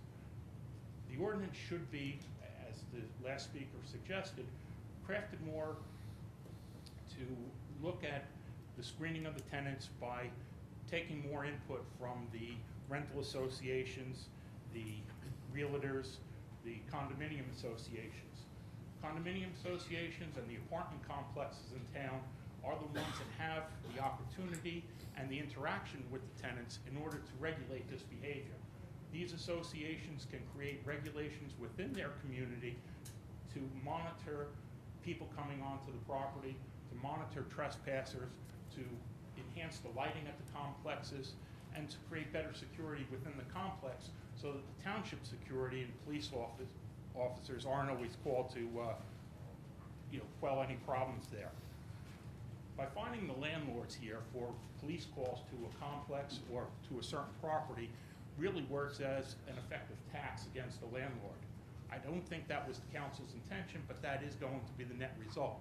There's going to be an additional tax to a property owner because of these fines.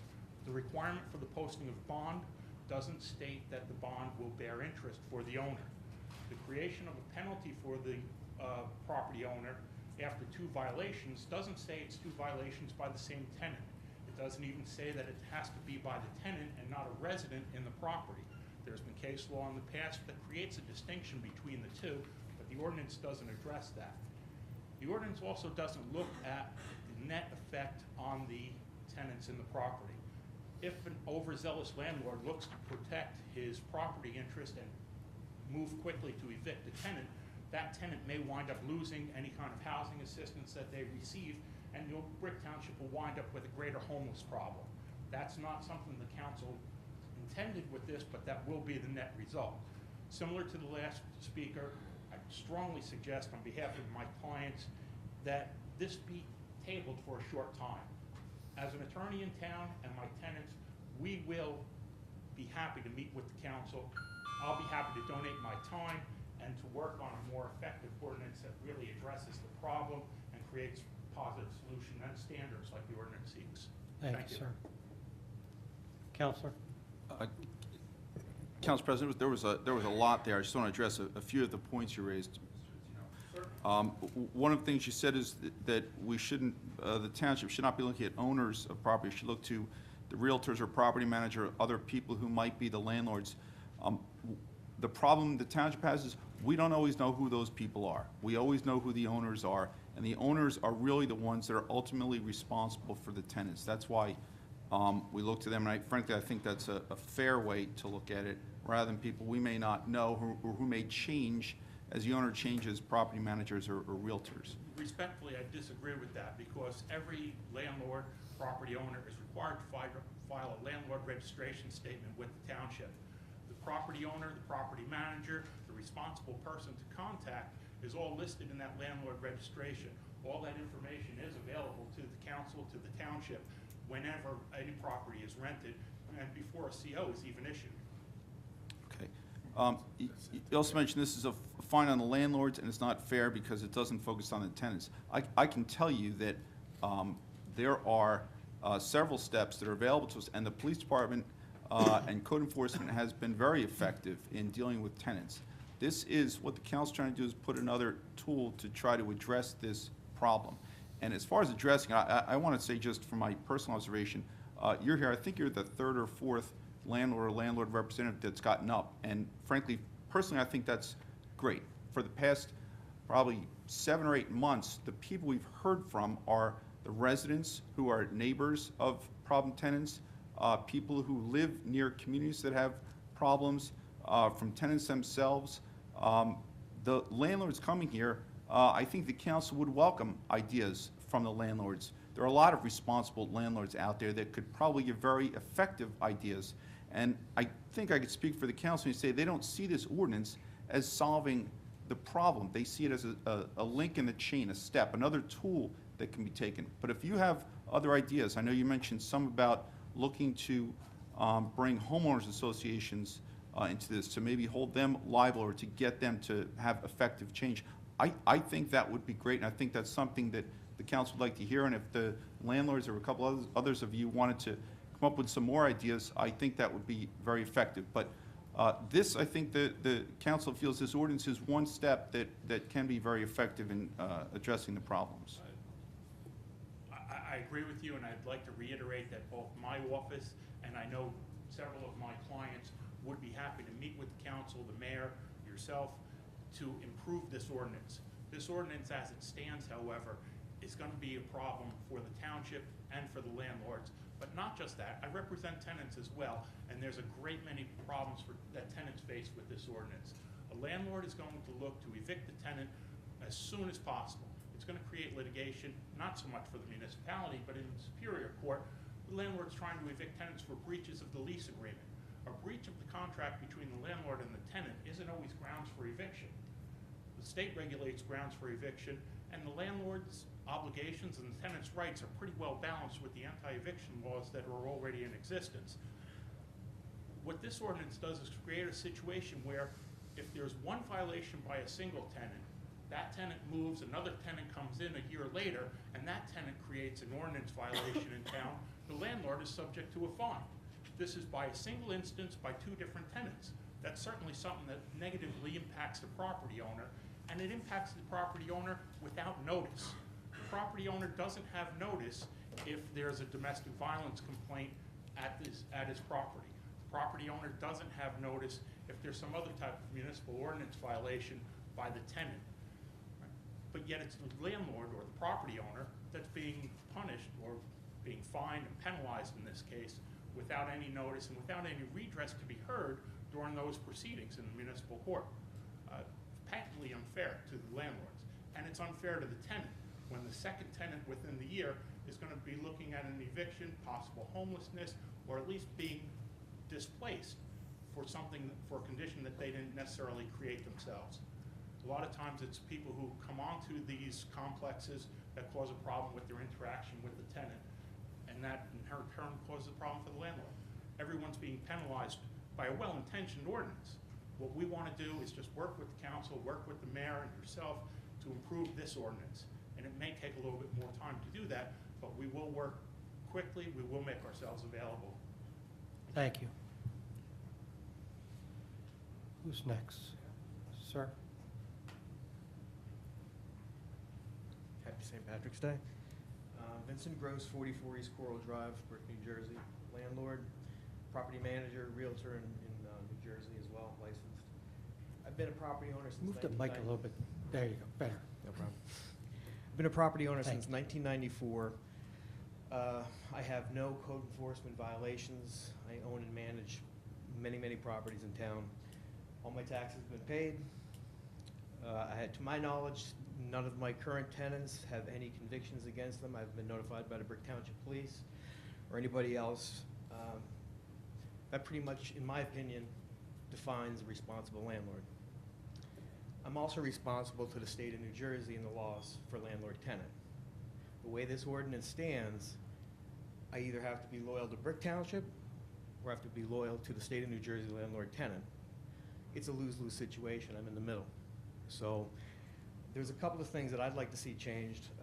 Number one, I'd like to know what additional responsibilities you'd like me to be responsible for. There's no definition in this ordinance. Number two, I'd like to be notified. This way I can take action. I need to send out notice to quit to the tenants. Okay? There's a notification period, and there's laws that I need to follow according to landlord-tenant. And then I need time to fix. I need time to basically remedy the situation before I feel I should be fined. I'm not given that as well in this ordinance. So the mechanics, I mean, the intentions are great.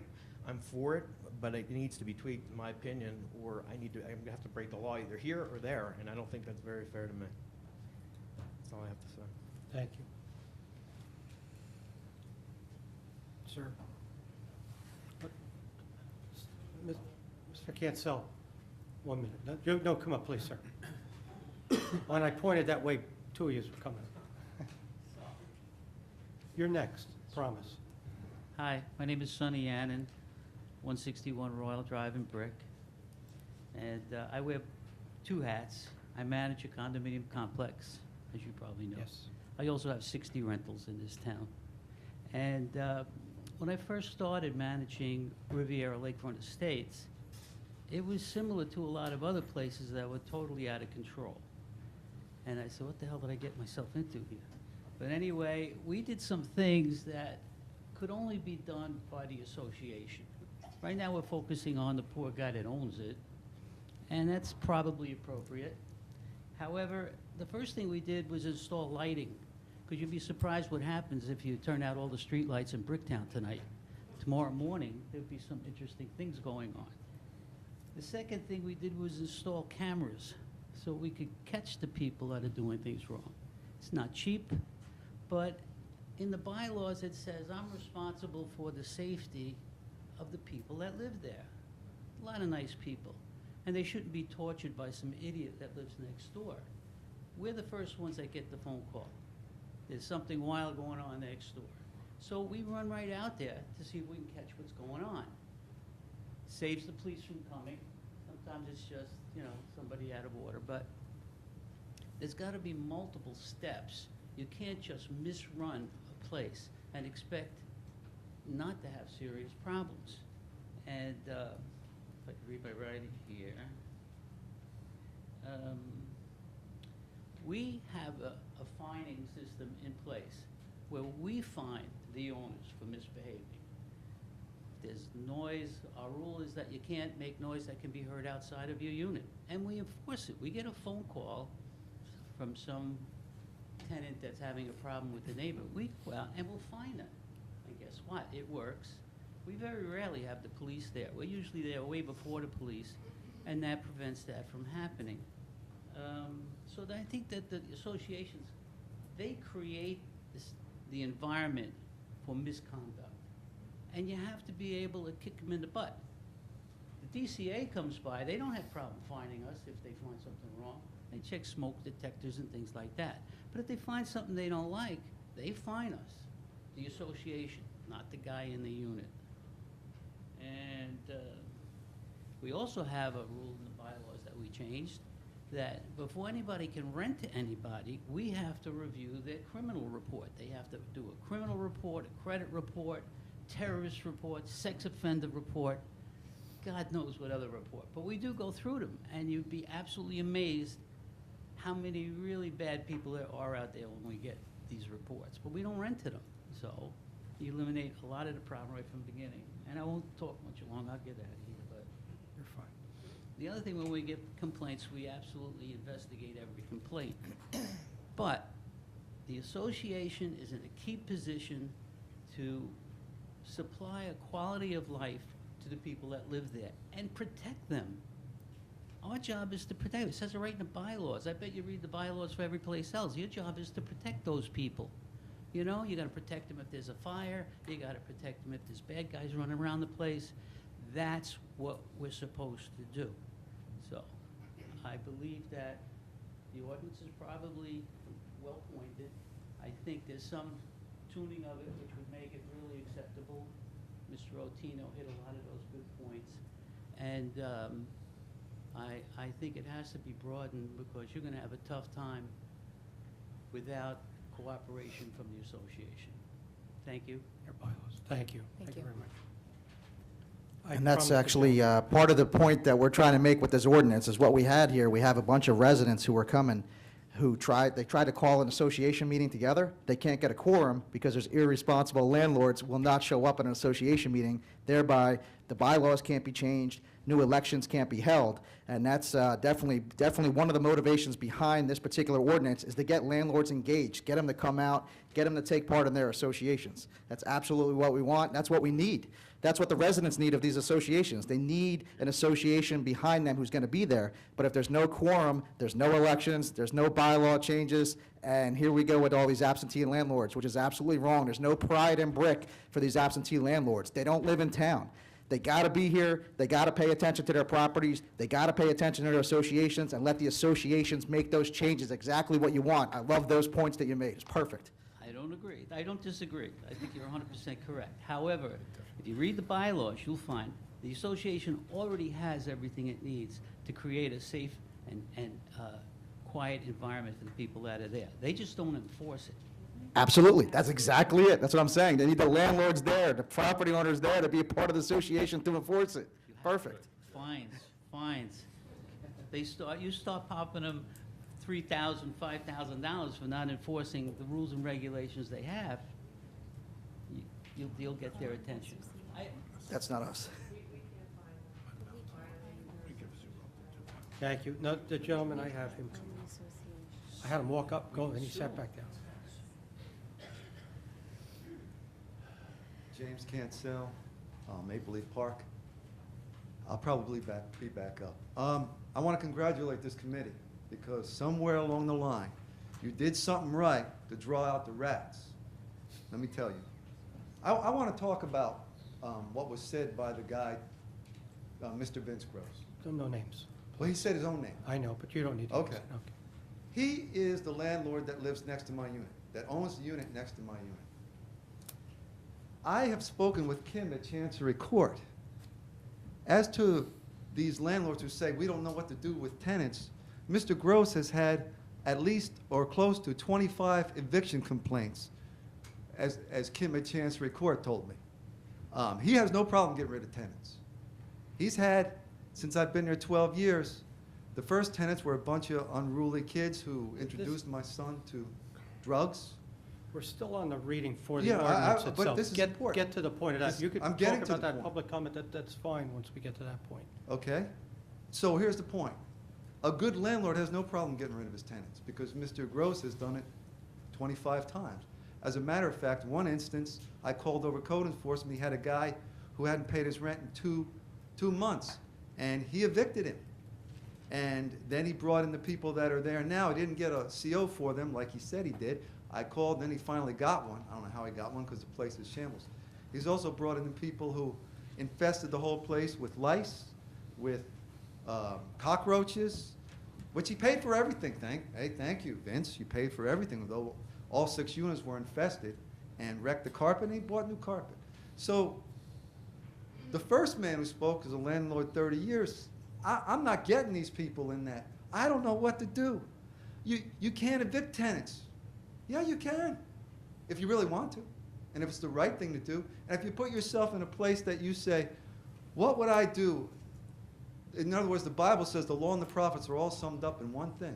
Do unto others as you would have do unto you. Would you want someone dealing drugs? Would you want someone, all kinds of things, because they deal drugs next door to me in Mr. Gross's apartment. This is a good ordinance. It's a good start. The man who spoke, the lawyer. I don't know where he went to law school, but there is no real class distinction because it's even-handed across as far as all the landlords go. It's not, this has already been settled in court, that issue. It's not capricious, it's not arbitrary, and it's a fair means to a legitimate purpose for the safety, welfare, and protection of the community. A week ago, 2 weeks ago, a tenant came out of the unit across from me. Mr. Getzel, why don't you save that for public comment? Okay. There's a lot of people with. All right, so on Thank the you. ordinance, on the face of the ordinance, here it is. Okay. Civil remedies can strike at direct supports to crime, can enlist third-party monitoring, target indirect supports for crime, expand punishment meted out to evildoers. I consider Vince Gross an evildoer. Sorry. I know. Let me do this. Sorry. It's more council comments. Yeah, that's more public comment. Oh, More of okay. the public, please, let's I move on. consider Public any- comment, sorry. Concerning the. Okay. Resolution-wise, it's a really good start. There you go. Thank It's you. been enacted. That's what we want. And if Belmar, if the people in Belmar who rent out on a weekly, monthly basis if they can enact this, it certainly should be easier for people who rent out on a year lease, right? I mean, they have the opportunity to screen a rent, and it's a year. The other people are put in far more danger because they could get 2 violations in very short time, whereas, hey, you also are offering due process here. They go in before a hearing. You're offering fair. If a person has the convictions, you're offering them due process. They go before a board or an arbitrator. That's fair. That got left out, by the way. So, you know and I know, these people would never be here if their cheese wasn't threatened and you did something good. I'll save the rest for public comment. Thank you, thank you. Ma'am, you want to come up? Yes, please.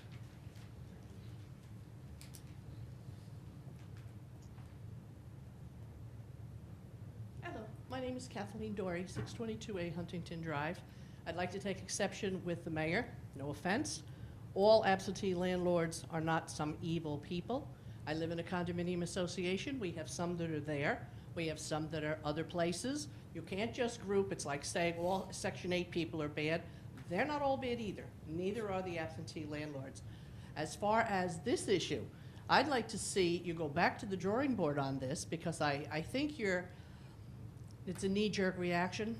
I'd like to see more of the police activity in there. That's really whose job this is. It's not the homeowner association to police the druggies and whatever else is going on. It's a police matter. It's an enforcement matter. You could enlist the help of the homeowner associations in terms of this ordinance. I think you need to do that. Where I reside, we passed a bylaw change. If you buy a unit, you must live in it for 2 years before you can rent it. That slows the process down greatly. Limit how many units you can own in a situation. Now, of course, this is the homeowner association. It's not the town. I go more with a laissez-faire. Fines, for sure. We have things like that. But it's not as easy as being painted here to evict somebody. You go into court, in deference to the lawyer, you go into court, and here comes the widow, and, oh, Judge, I couldn't, and, well, we'll postpone this and give her another 3 months, okay? This is not the answer. This, to me, sounds like a knee-jerk reaction. You need to take it back, get some more owners, get some tenants, perhaps, get homeowner associations involved. One point that perhaps you're not familiar with, from what I understand, this place has a 70% rental. That kills trying to get any kind of mortgages, because when you go in for a mortgage, that's on the report. What's your percentage of mortgage? Where I live, we're at 21%, and they're saying, I don't know. Now this is 70%? How are they getting mortgages? There's a problem here, but I think this needs a lot more work. Thank you. Thank you. This gentleman, next.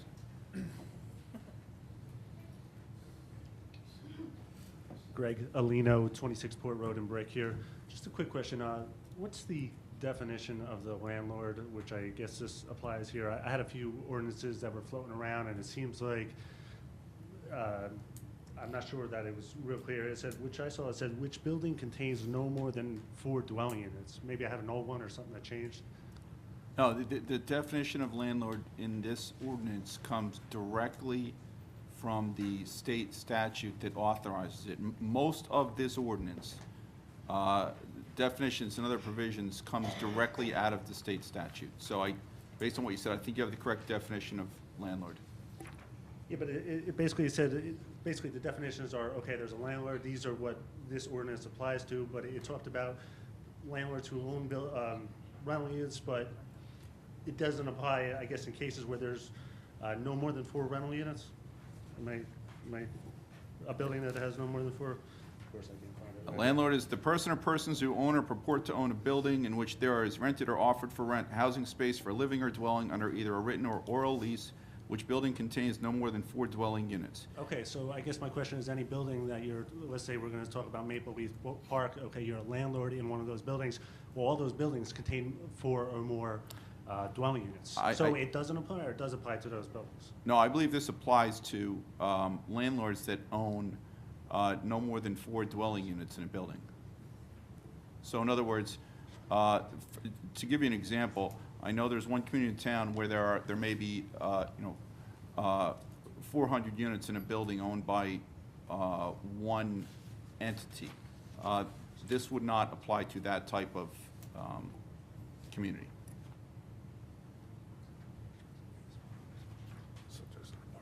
So basically, say, again, maybe you know more than I do, obviously, about this, but it talks about, again, renting an oral lease. Building contains no more than 4 dwelling units. So, again, if you're in a building and it contains no more than 4 dwelling units, then it's any building that's less than 4 dwelling units. If a landlord owns a building with more than 4 dwelling units, yes. Okay, so basically, a written lease. The building contains more than 4 dwelling units or no more than 4 dwelling units. Again, there's a no, which means not greater than 4 dwelling units. If it would just said 4 or more dwelling units, obviously that's over 4 dwelling units. So no more than 4 dwelling units means less than 4 dwelling units. So again, we're talking about 1 to 3 families, or are we talking a building that contains more than 4 dwelling units? A landlord who owns a building with 4, it's no more than 4 dwelling units. 4 dwelling units or less. So any building that has more than 4 dwelling units, this doesn't apply? If a landlord owns a building with more than 4 dwelling units, correct, it does not But apply. it doesn't say a person owns a rental or lease, which building, the building contains no, so, okay, you could have be up in Maple Leaf Park, I own 1 dwelling unit in that, and, you know, you come and say, okay, you have a violation, but that building has more than 4 dwelling units. So it doesn't apply, it doesn't say. Yeah. Yeah, okay.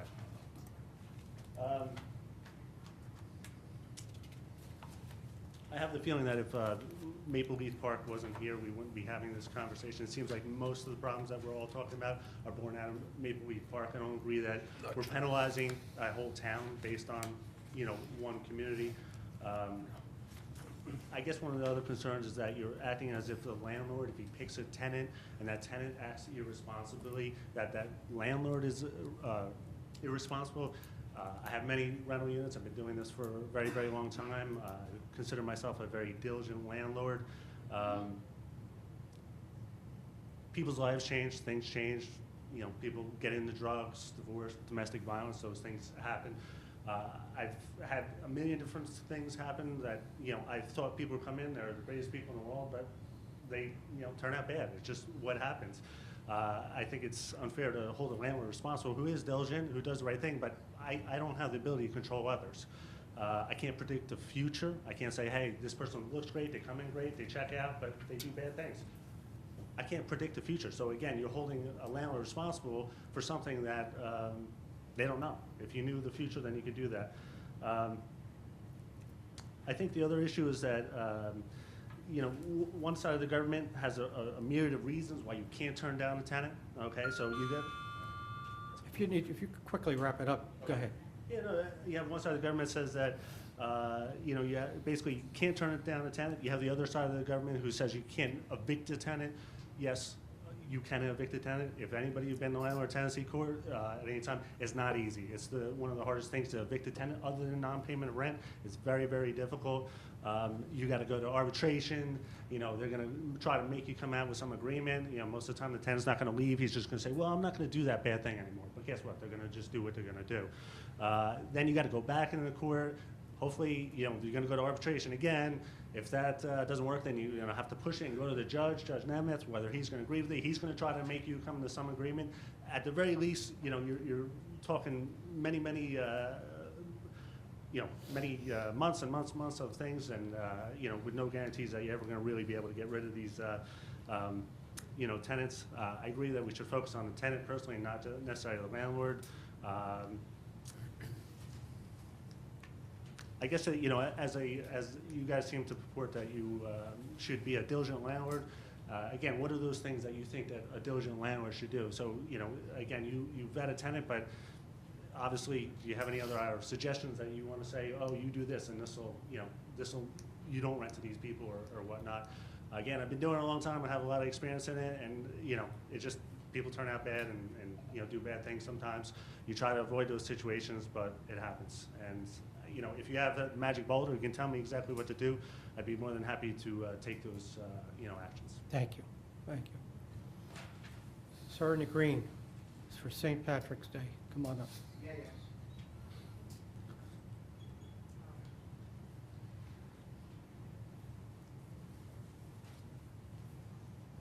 My name is Richard Gross, 29 Greenbrier Boulevard. I want everybody here to know and understand that the Mr. Gross that Mr. Cancel was talking was not me. Thank you. Thank you, Mr. Gross. Thank you. Thank you. Sir in the back.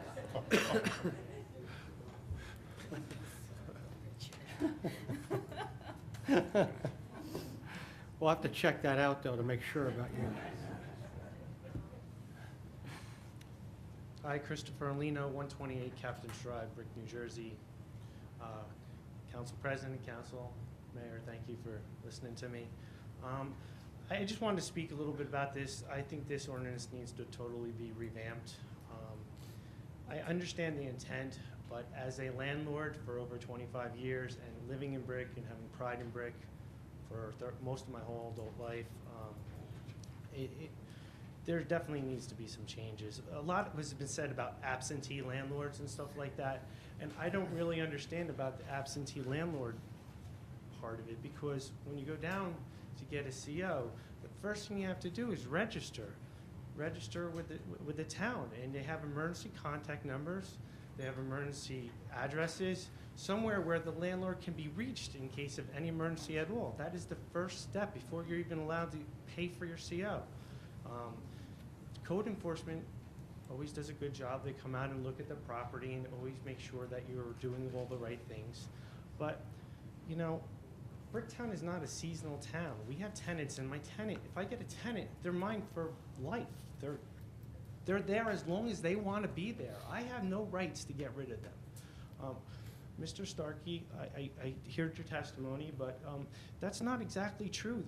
Other than non-payment of rent, I have really no tools to get rid of a tenant. I had a tenant that had a drug problem once, and I went to the police department. I couldn't even get a police report because it doesn't have my name on it. The police department doesn't help you as a landlord get rid of tenants that have problems. And if I was able to get a police report, I was told that every name would be blotted out on it, so you couldn't read anybody's name on it. Other than going down to the Ocean County prosecutor and assisting them to help me, you know, it would be my word in court going, oh, I think they do drugs, or I think they sell drugs, or I think they're in violation of this. It's not easy to get rid of a tenant. As a landlord, once you pick them and you do your best job, you know, I've been doing this for 25 plus years. You do your best job. You just don't pick. I mean, I think a lot of this is that, at least it's been said that landlords just pick anybody. I mean, once you pick a tenant, they're your tenant. You're trying to pick the best person you can. It doesn't always work out. People have a lot of things that go on in their life. You know, no landlord wants a tenant that's unruly. I mean, but we need some tools to help from the police department and stuff like this. All this ordinance does is penalize the landlord. It doesn't do anything to help us. A couple other things. You know, invitees. Somebody said before, invitees. A lot of times with tenants, you have a tenant, but they have invitees, their boyfriend or girlfriend or whatever that are unruly. You know, that's even harder. That's a step harder for a landlord to get rid of them. You know, people that are invited into their house. Once I asked the Bricktown Housing Authority, which does a lot of Section 8, how many times has anybody ever lost their Section 8 housing for drugs or anything like that, or vitilating any things? You know what the answer was? Never. Never. I mean, this is the Bricktown Housing Authority. You know, it just boils down to, as a landlord, I'm going to do my best job because I'm proud of brick. I'm from brick. I graduated Brick High School. I don't want any problem tenants either, but our hands are tied. I mean, our hands are really tied. There are very, very little laws that can help us. If you've ever been down to the Ocean County Municipal Court, basically the only people that ever get evicted are for non-payment of rent. I mean, you would go down there and you would just go, you know, file, and you would be like, I think they're doing something, you know, can you please help me? You know, it doesn't work out that way. I mean, it's not, you know, the ordinances definitely needs to be changed. You know, basically the tenants are the problem causers, and according to the ordinance, and they're gonna get off. I mean, if we had some tools that could help us, then maybe, you know, we could work it a little bit in here, you know, change the ordinance around, but as it stands, this can't be adopted. Landlords have no rights. I mean, very little rights. It's very hard to get rid of a tenant that's a problem. Mr. Starkey, I mean, I do respect your opinion, but it is very, very, very hard to get rid of a tenant, especially if once for drugs or anything. You're basically on your own. Thank you. Thank you for hearing me. Ma'am?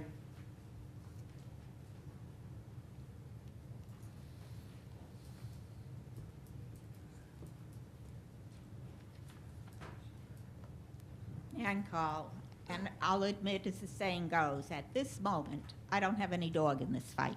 Probably never will. But there is something that Mr. Starkey said that I'd like to comment on and suggest that they may be right, that you should not pass this tonight and go back and review the wording of some of it. When you said about the 4 units, what I heard, my interpretation was that if you have a structure that has 4 dwelling units, it's not that the landlord has to own all of them, but if you have a structure that has only 4 dwelling units, this isn't going to apply to it. And I think most of us who are here all the time know that this was a reaction to a particular complex that I believe is a condominium association, and I believe has several attached with a common roof, party walls on it. And whether the landlord owns 4 units in it, 2 units, 1 unit, I believe that as long as there are more than 4 dwelling units, that this would apply to it, that it's to keep it. And it is a reaction to what I believe, from what I've heard, to be irresponsible landlords. It appears that it was landlords who came in specifically to rent, and maybe rent specifically to Section 8. And you really don't want that, because then neither the landlord nor the tenant is being conscious of upkeep to the building. I wondered also as I heard it, and I know a lot about these rules, I know that when it changes tenancy, there is supposed to be a new CO. But I also know there's a law against speeding. But how many people don't speed? A lot. And I'm not absolving myself from it. So the law is one thing. Did you but just admit to speeding? I didn't say that. I just said I'm not absolving myself. Because the fact that my a date and a husband, time on that, man? because the fact that my late husband used to saddle lead foot, that has nothing to do with it. I'm not condoning, but there are a whole bunch of statutes that are never enforced, that are ignored in all cases. And as far as Ms. Story, I know that, as she said in her place, and I don't have it in my complex, which is not condominium, that you have to live in it for 2 years before you're allowed to rent it out when you purchase it. I don't know, can that be done and not have a grandfathering in? That's what I don't know. I'm being honest about it. But the CO business, I do know from real estate agents that that is supposed to be followed, that every time there's a new tenant. The other thing is that that is not an age-restricted, but in an age-restricted complex, you are supposed to be filing, or keeping at least, papers that show that you have at least 80% of it meets the age qualifications, and 20% don't have to. There are possibly some things, and if they've been omitted from the bylaws when it was, because I believe that they've been rewritten many times, including the Articles of Incorporation or Covenants, and perhaps you can work with that entire complex that is the B problem, and then broaden it to the rest of Brick, to meet with, as one said, the people, and put things into theirs that will prevent what is happening there, which is a problem. And I do want to give kudos to Chief Berquist and the entire Brick Police Department. I know they have worked from day one addressing this problem. Not going to get you out of a speeding ticket. Nice try. Oh, yeah. I've got other hooks that do that for me. I've got other hooks that do that for me. Has nothing to do with anyone in the Brick Police Department. But I do think that Chief Berquist and the entire Brick Department deserve a lot of credit for what they have done and how they've attempted to address this within the legal limits. Great. Ma'am?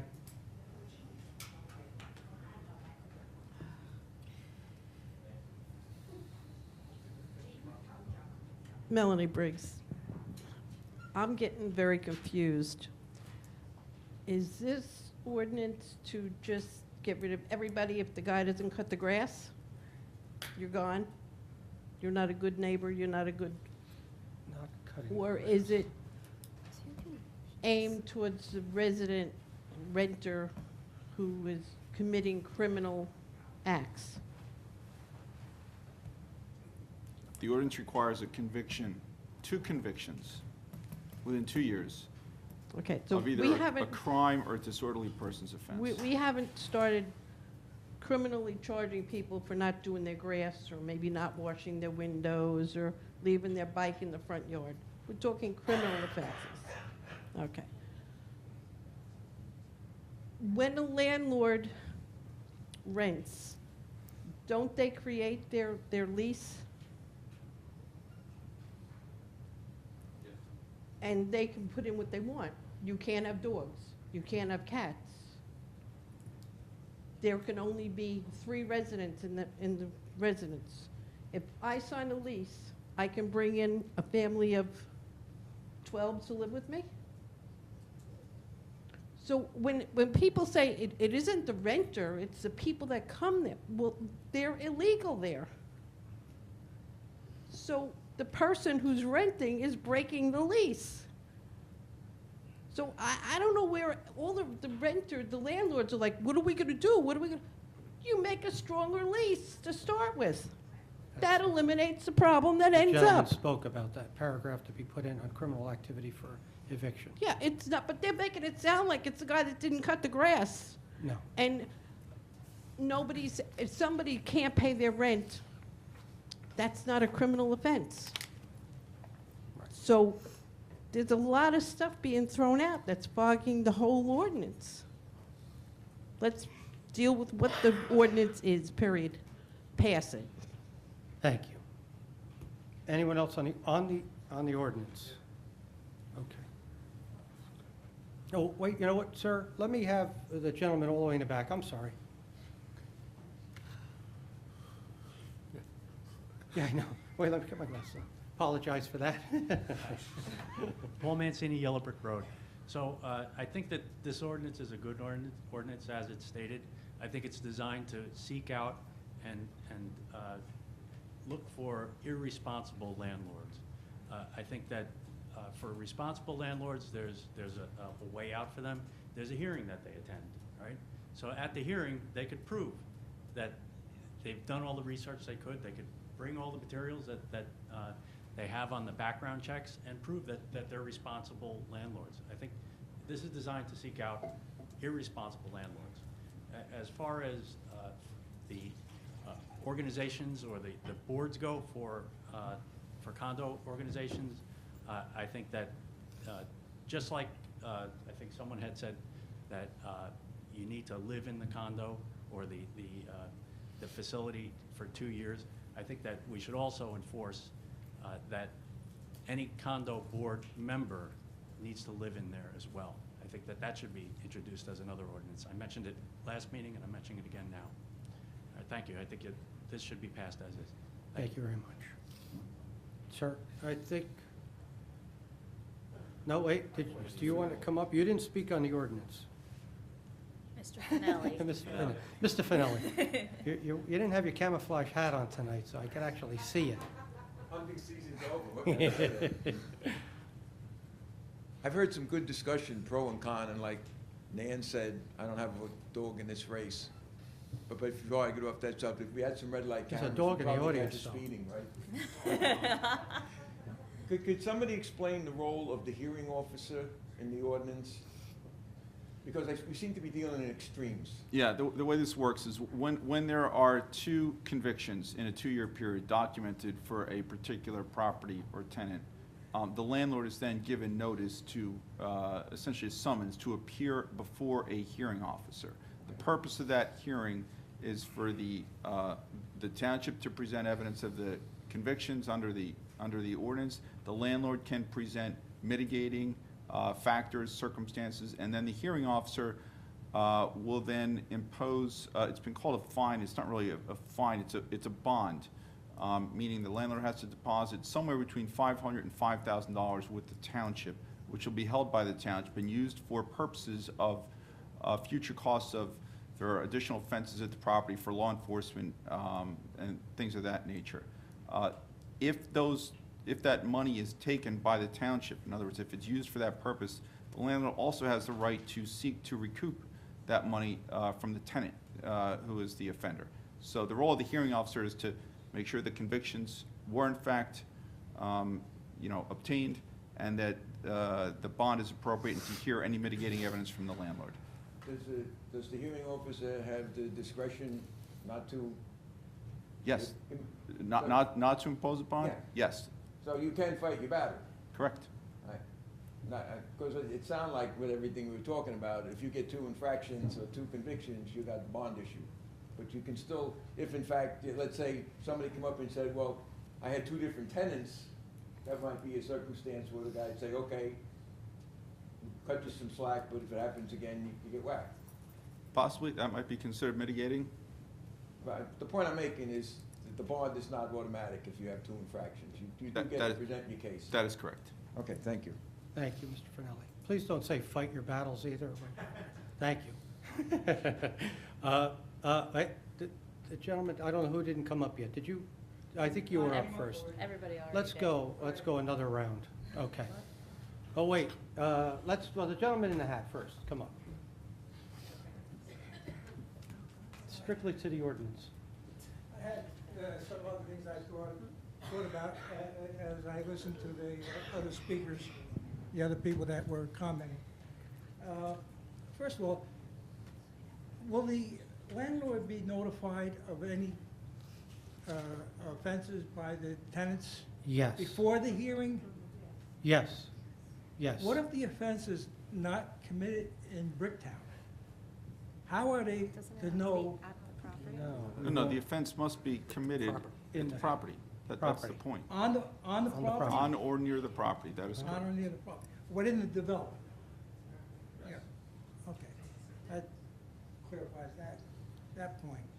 I also wanted to comment that the police are doing an excellent job, especially in the Maple Leaf Park complex. Great, thank you. They patrol it regularly. We have and the management company's doing an excellent job. They've installed. Try to keep, we have public comments. I'm Okay, trying, we're going they've to speed this up installed with the ordinance, cameras on. please. We're and, going to be here all night. Yeah, okay. It's just, I just had some points of clarification as far as criminal activity, if it's done within the complex or out. On the property. Great, thank you. Thank you very much. Ma'am?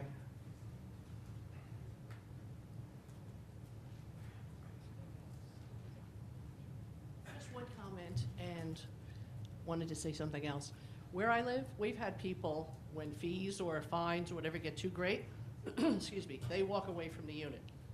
You get too heavy-handed with this, you're gonna have people, first of all, the house prices are down, they may not have that much invested, they may owe more than the house is worth, they're gonna walk away.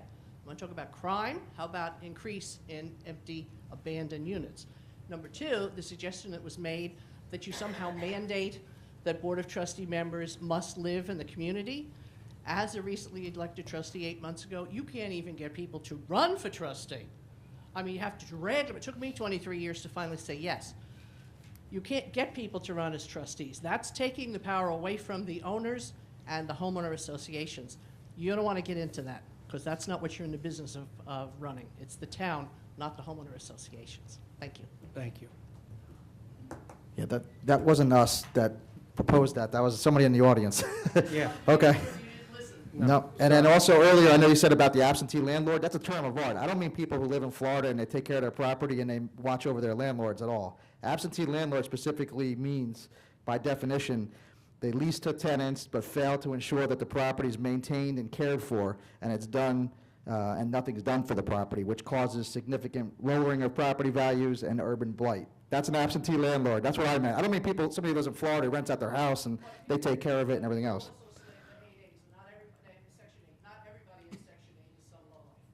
Not at all. I never said anything about Section 8. I think you're the first one to bring it up.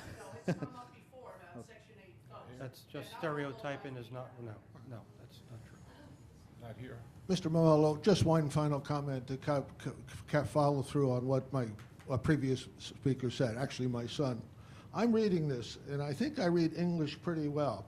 It is a person who rents, owns in a building, rented for housing purposes, under a written or a lease, which building contains no more than 4 dwelling units. It doesn't make reference in any fashion as to how many units that particular landlord has to have. It would have seemed to be that in most condominium complexes in town, it's virtually a get-home-free provision. That should be addressed by council. Thank you. Thank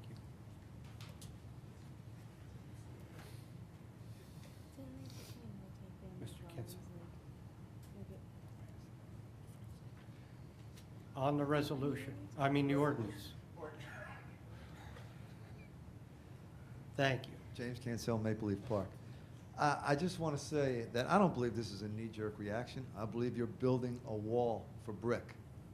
We're surrounded by Asbury, we're surrounded by Neptune. We know that drugs are coming in, and they're, honestly, in the studies, you'll see that people who deal drugs or commit crimes tend to move into Mr. apartments. Kinson, you're going off on a tangent. I'm here. telling you, this is saved that for- pertaining to the resolution.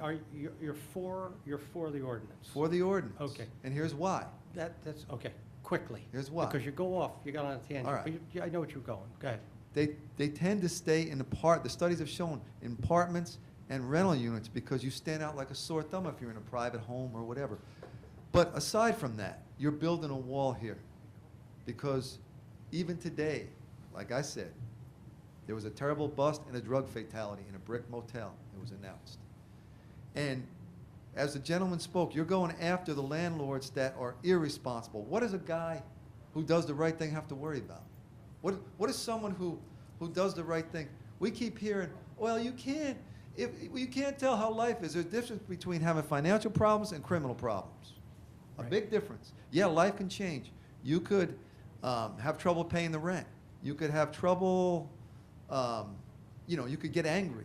But there's a difference between affecting other people's quality of life Correct. and having problems. Thank you. And this is what you're addressing. Thank you, Mr.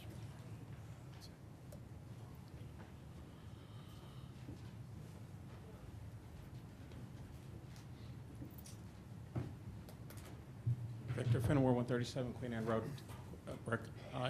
I'm for the ordinance. We need a start. We need a base to work from. You can always amendment from it afterwards.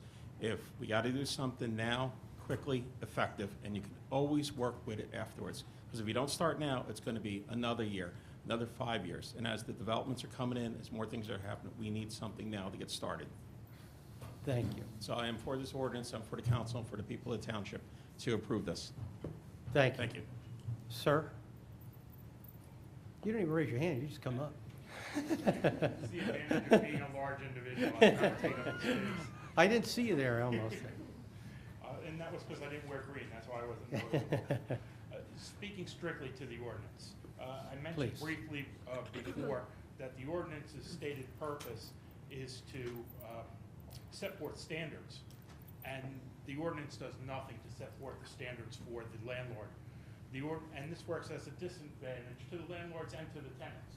Tenants are going to face eviction for the acts of prior tenants within the 2-year period. Strictly speaking to the ordinance, again, this ordinance does not provide notice to the landlord of a tenant's violation, either of a 2C violation or of a municipal code violation. This deprives the landlord of his due process rights because that landlord is going to be penalized for that action of the tenant that he had no notice of and no opportunity to be heard on. These are problems with the ordinance that can't just be passed now, but that need to be tweaked, need to be refined, because these are depriving the citizens of Brick Township of their rights, not just the landlord's rights, but of the tenant's rights. As I previously mentioned, this puts a tenant in the position that he may face eviction or loss of his Section 8 rights and possible homelessness, regardless of his sources of income, based on the actions of the prior tenant. The ordinance isn't clear that the 2 violations within a 2-year period have to be performed by the same tenant or by the same resident. And we have a situation in Brick that's not unique to the shore area, but all the victims of Sandy, very many of them moved into other residences of friends and family in Brick Township. If one of those temporary residents caused a violation, then that family that rents the property faces eviction from their landlord based upon someone who's displaced from Sandy.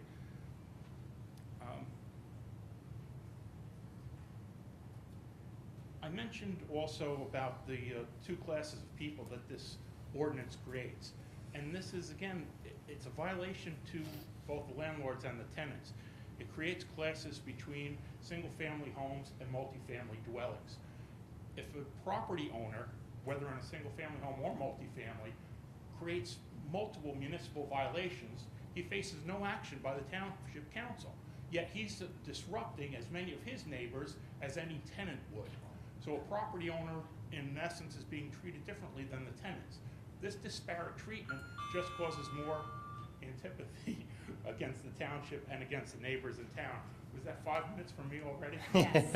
I apologize. We don't have don't speed the clock up, it's just that. Could wrap it up, please. All right. The bonding issue I mentioned briefly, that creates a tax on the property owners for services that are already provided by the Township of Brick. Because tenants may violate an ordinance, the property owner is going to be penalized for that. I'll save the rest of my comments for the public comment portion.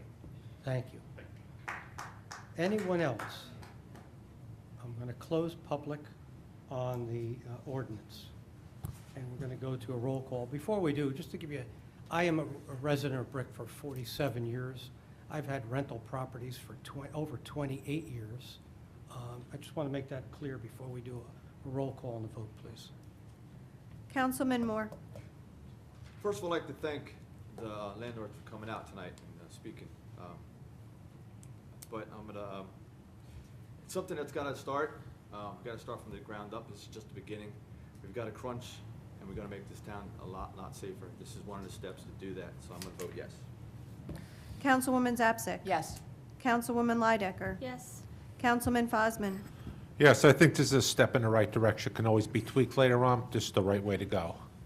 Vice President DeYoung. Yes. President Mamalo. Yes. Thank you. Okay, we're going to do public comments now, which I thought we just did, but we didn't.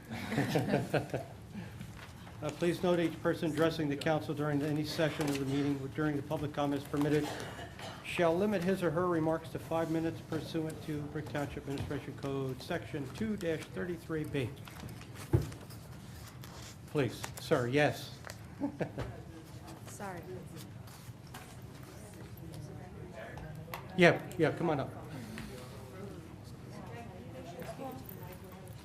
Hello? Yes? Everybody please sit down. Please sit. Thank you. Ben Haygood from I'm the Regional Outreach Coordinator for Sandy Events for Housing and Community Development Network of New Jersey. I'm here just to briefly make sure that Could everyone I is... just make a suggestion? If we could take like a 3-minute break to let, if people are leaving, they could leave, and then that'll, stop at the hustle and bustle for a little bit. Okay, 3 Thanks. minutes. Sorry, I apologize. He's been waiting all night.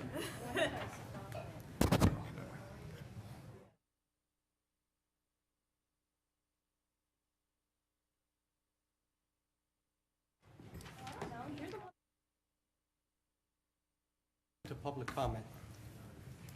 Yes. Oh, yeah, that's right here. I'm pointing the other way. No, please, come up. Poor guy's waiting for the beginning. It's no word. He's got So- good information for us. Again, Ben Haygood, Sandy Regional Outreach Coordinator for the Housing and Community Development Network of New Jersey. Here just to briefly detail 3 currently open programs through the DCA, some of which are ending very shortly. So I'll go in order of the ones that are, the deadlines are looming. The first of all, you've probably heard of before, is the LMI Homeowners Rebuilding Program, which is similar to the REM program or the RREM program, but it's for low to moderate income. There are income caps. Everything I'm discussing can be found on the website, renewjerseystronger.org, on these brochures that I've left with the town administrator.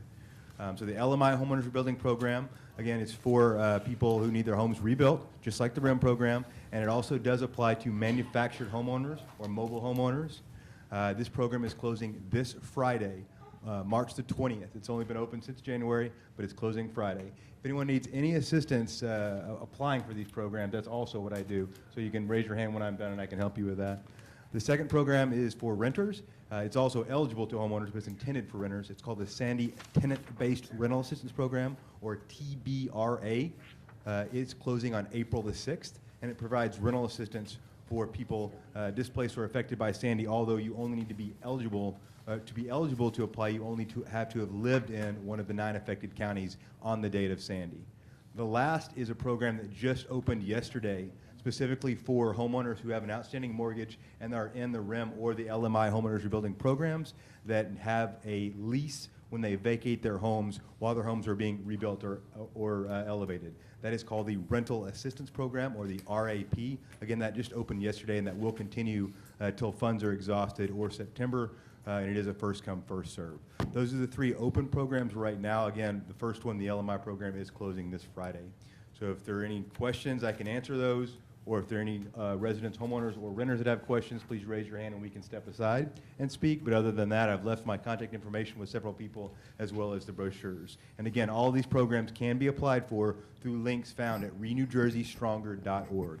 With the rental assistance for when people are moved, displaced out of their home and they're rebuilding, raising a house, how many months is that? Is there a set month? Or? Yes, sir. It's 3 extendable to another 3 if there are funds for it. And it's up to $825, and that can be subsidized from other sources like long-term recovery groups. Okay. But there is a max on that as well. There's a few formulas So involved. we're in a situation now where a lot of people are getting out of their house, and some are out 6 months. Yes, sir. It's Or going to their be. houses are just getting Yes, sir. started. Really, it's. Yes, sir. It's- This was all in response to a lot of advocacy that a lot of people did, because there's a lot of the long-term recovery groups and other organizations that have been spending a lot of money to the tune of $1 million for 2 months in just one county. Yeah. Ocean County Long-Term Recovery Group did, just for rental or mortgage assistance for people in those situations. Very good. Thank you Councilman, very much. I have one question on the tenant-based rental assistance program. Yes, sir. You can't be getting any kind of housing subsidy to That's apply correct, for sir. that. That's correct. Yeah, so I don't, people to go apply for it when they're already getting some kind of subsidy already. Correct, yes, sir. Very good. Anyone Any else other have questions? Okay, thank you. Thank you. Thank Thanks you. for coming. Thanks for waiting. Thank you. Who's next one? Ma'am?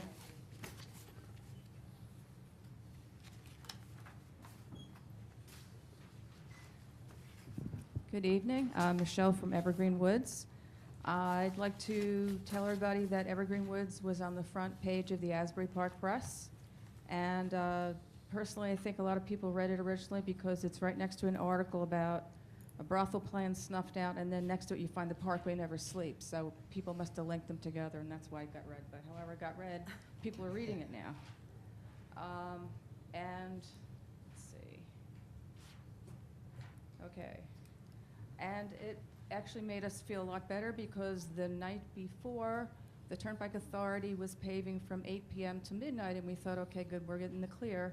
And then they went to do the other side, our side, till 2 a.m. in the morning. So basically, we were up all night. So the fact that this made the front page made us all a lot happier. The article was also online on Monday with a video. So people went crazy commenting, sharing, tweeting, etc. So now the word is out. Also, a link to this article was even posted on the Turnpike Authority's own news website. So that was something.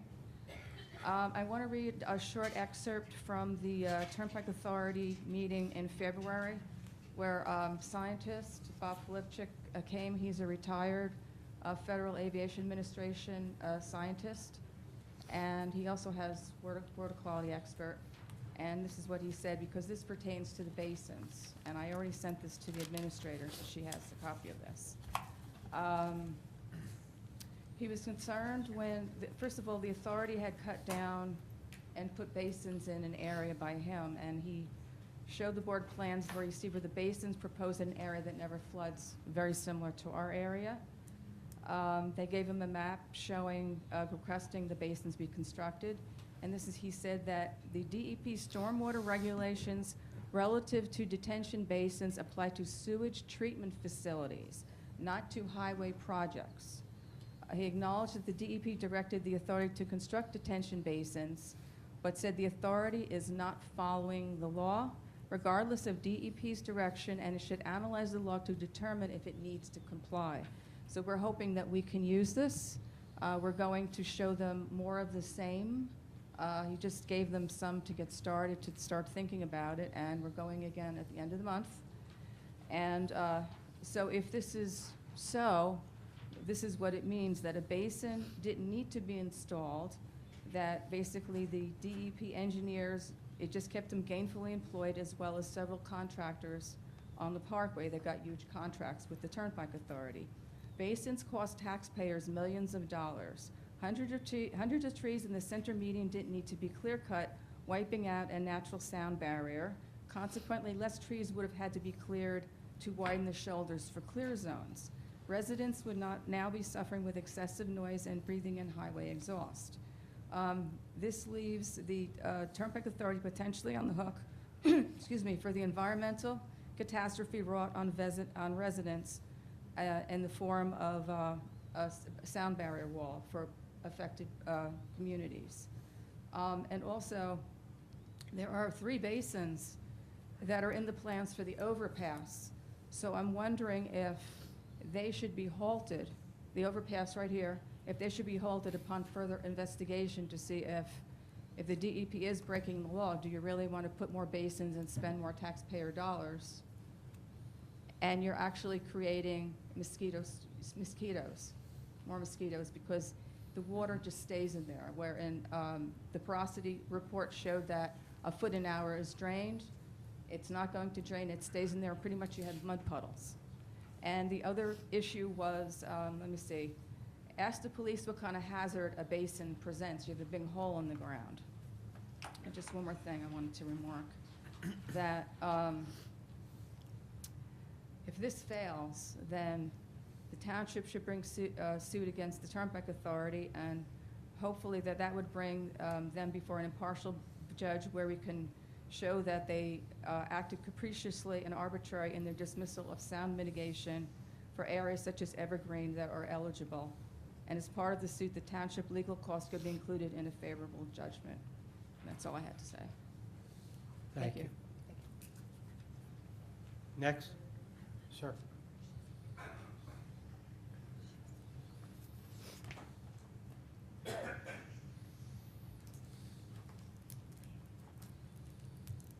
Good evening. I'm just going to read my letter that you all got.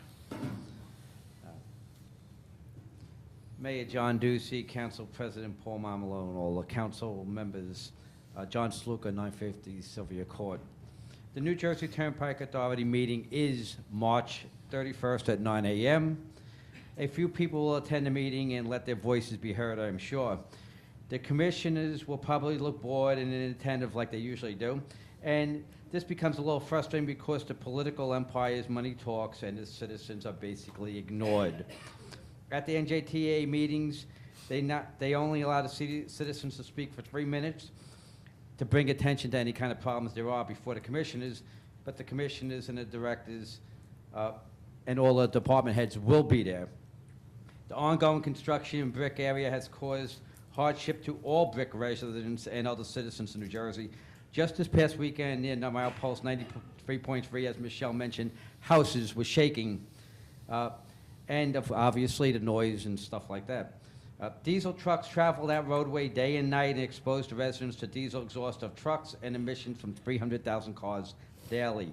The IARC, the National Toxicology Program, the EPA, and the American Cancer Society all classify diesel exhaust as carcinogenic to humans. I mention that over and over again. It's killing you all every time, even if some people try to ignore it. The air pollution from diesel exhaust plays a role in health problems such as eye irritation, headaches, asthma, and other lung disease, as well as heart disease and immune system problems. Some Brick residents, as I said, keep their heads in the sand and ignore the problem, but ignoring the problem only means that the health risk will continue to go unimpeded. A former council person said that if the Turnpike Authority didn't step up and do the right thing, that person would stand with the citizens of Brick and attend meetings and fight the NJTA, but the authority time and time again tells newspaper and radio stations they will not do anything. We hear very little progress from government officials about solutions to the plight of these residents. Yes, we are all sympathetic, but the health risks remain and no relief is imminent. Because of things like that, it becomes very frustrating, and some members of the public wonder why we bother. They realize that the goal of the NJTA is to just ignore the problem and frustrate the citizens, and they can reap the benefits from the authorizing these hundreds of millions of dollars, as Michelle, being spent on construction equipment and labor. Just as one gets frustrated, however, for trying to stand against these big government agencies, you get the occasional citizen who you see who expresses thanks to you for putting in the time to help. They talk about how bad it is, how their houses shake too, how the smell of diesel trucks often sicken them, and how the toxins have caused their neighbors' children to suffer asthmatic attacks. They also say they know how government works and nothing will get done for the residents. They say, however, that they know money talks and the government agencies will only listen to donors and other powerful people, so they won't waste their time coming to meetings like this or going to the NJTA. They still say they wish us well and hope we succeed, but say they know that will never happen. I hope that the citizens of Brick don't give up on their government, as many of them seem to be doing. And I suggest that not only the residents attend the council meetings and express their concerns, but attend these NJTA meetings on March 31st, and maybe a Brick Township official can go as well, because they have a tendency to listen to what they consider real people, not just taxpayers. Since the meetings are in the morning in Woodbridge, and this may be an inconvenience, I don't expect many will attend those meetings, but without doing something, who knows what toxins will attack the lungs of our seniors and our children in Brick Township. To all, I wish a good and healthy life, but the NJTA is robbing citizens of that possibility. Thank you. Thank you. Ma'am? Council Secretary, is that working now? No.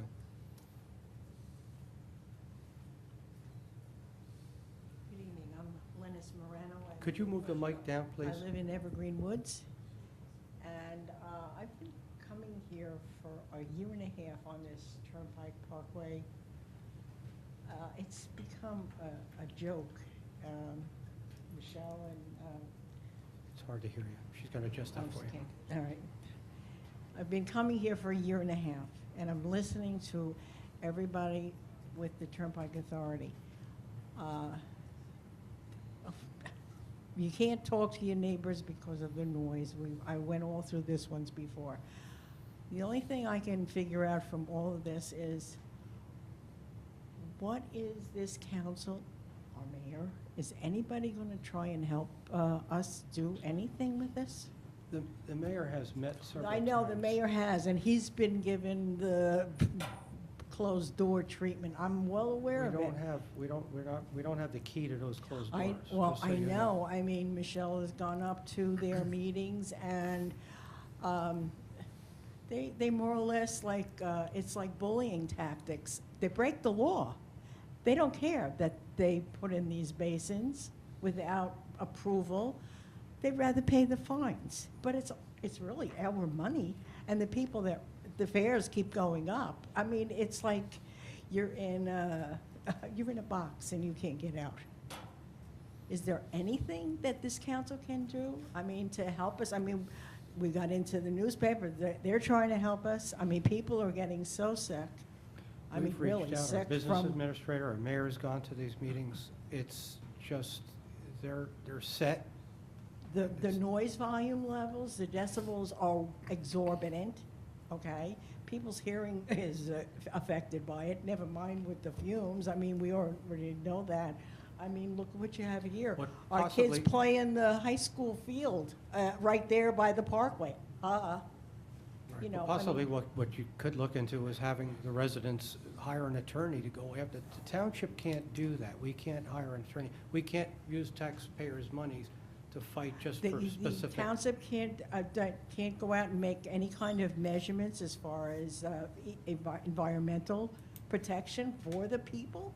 I don't know what For the measurements. decibel readings, I've asked, the decibel fumes? readings, I know Mr. Brill, I think it is decibel readings, but we don't know what they were before. So it's hard to compare what it was before to present. Well, constituting a wall, they say 65 decibels is normal. Anything above that is, I mean, they come in that we've had readings done at 95. Councilman Mumolo, Consistent. would you mind if I chimed in for just a please, go minute? ahead. I'm sorry, ma'am, excuse me. I thought, I haven't seen you at meetings, and Michelle and the other folks are here, so I thought I might give you a little just historical context. But the mayor and his administration certainly has advocated to the fullest extent of our ability, and does not to mean that we've given up. We are certainly on board and very supportive of all of our residents, particularly in Evergreen Woods. We've done this by attending New Jersey Turnpike Authority meetings. Mayor has met privately with the commissioner of the DOT to talk about his concerns, and the authorities that make these decisions are regulated above us. So have we cited our concerns in writing, in person, with diligence, with fervor, with passion? Absolutely, absolutely. And we will continue, this council, if I may speak on their behalf, will continue to do that on behalf of these residents. I would like to point out the association does have an attorney. That's part of the dues and the fees that you pay, is that you have legal representation, and that attorney was in the last meeting that I attended at the Turnpike Authority, and he's told me that the association has told him that spending more money on him is not something that's important to them.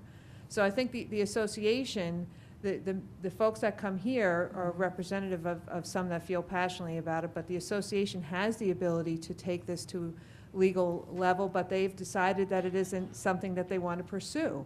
So I think internally, perhaps a more cohesive effort is needed Right. for you to lobby appropriately, but are we lobbying? Absolutely. Will we continue to lobby? Absolutely. Good, good. Well, the thing is that they were told, or the association tells us that they didn't widen the road. So we don't, in other words, it doesn't constitute a wall. If you came and took pictures before, they didn't widen the road, they widened the shoulder and took out trees that were really important. We agree with your arguments about their criteria. We agree, but we're with you, 100% with you. But the expectation is limited to what our ability is. This is not the board that can change their minds. Then all we can do is keep screaming and yelling until somebody. Lobbying, advocating, supporting, yes. All right, thank you very much. Thank you. Sir?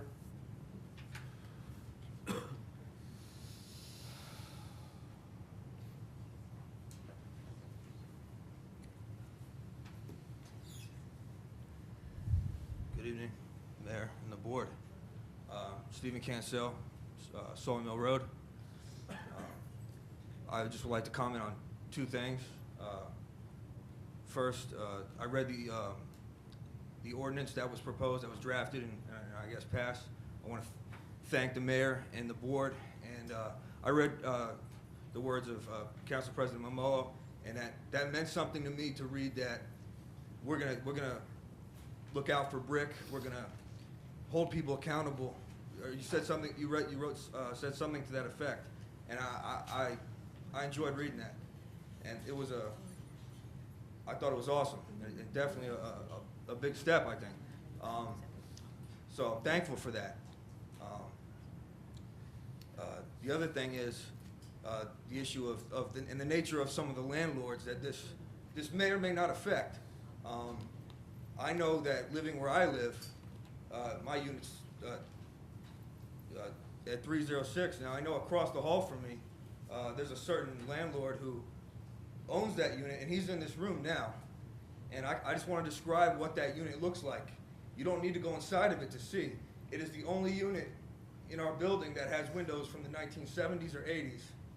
I'm talking the thin ones where the cold comes right through, and it'll jack your heat bill up. The window in the kitchen doesn't even open. There's holes in the wall. The carpet is ripped up. The thing, it hasn't been painted. In my opinion, it's unfit for children. I was in there offering, with my brother, offering to provide services like fixing, you know what I mean, patching the walls, anything that would help. And the little kids that live there, you know, they come over to my apartment sometimes. I give them treats, I give them soda, whatever it is, you know, and they're looked out for.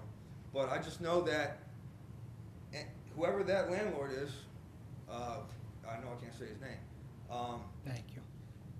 That building is a slum. It's obscene. It's unacceptable, and I can tell you from being in there 2 weeks ago what it looks like. So I don't know when he's been in there last, but unless he did pulled a miracle, it's unfit, and it's typical of the problem that appears to be heading towards, you know, some kind of resolution. One more thing, I just want to comment on police discretion. I'm a criminal justice major at Georgian Court. I've studied it for 4 years, probably more. I was in the military. I know that policing comes out of the military, Sir Robert Peel out of England.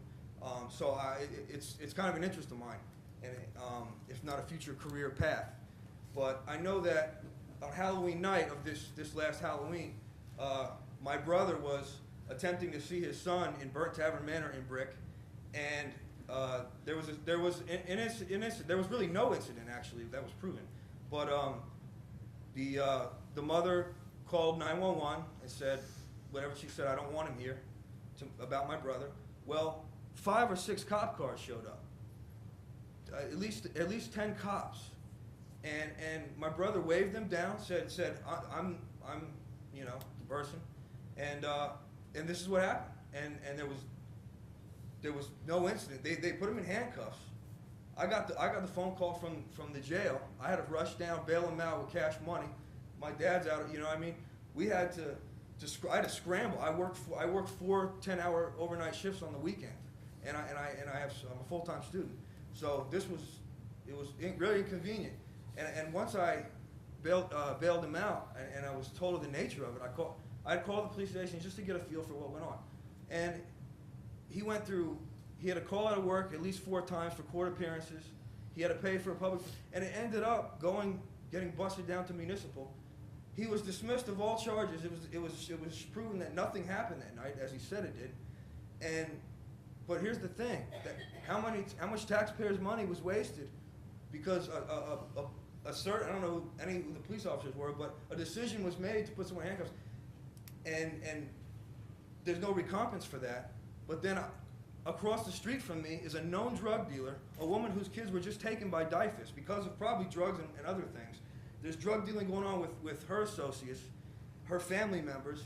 The cops, she's handing out fake $20 bills. That's on videotape if you want to check the Sawmill Road recordings, right in broad daylight. I had to go to the bank to confirm it was a fake, so wherever this money's coming from, there's fake money being distributed in Brick. And not one cop has hassled her. I have not seen one cop pressure her, not one. Thank you. Thank you. Sir. Joseph Otino, a Township attorney. I just wanted to reiterate that my office, well, with the comments before, with regard to the landlord responsibility ordinance, there were a lot of questions that the people here had. A lot of questions were raised by my office, both for tenants and for the landlords. With the number of units, the implementation of the ordinance, how the hearings will be heard, and the bonding will be addressed. My office had made a letter available to Mr. Starkey. I would request, if possible, that be distributed to all council members, and that beginning next week, my office is going to be available. Some of my clients will be available for any input that the council may want with regard to improving this ordinance. This ordinance is a first step, as some of the people had mentioned. We just want this to be a positive step and a step forward for all of the citizens in Township. Great. Thank you, sir. Thank you. Thank you. Good evening. Sir.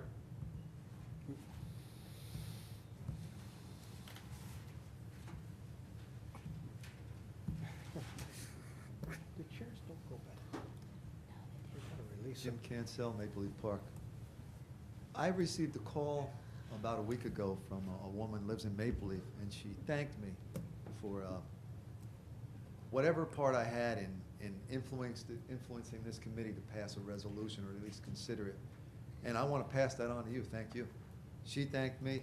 you really don't understand, maybe some of you do, but like, there's humble people in there that are waiting for this, believe me, they are. And you've done something.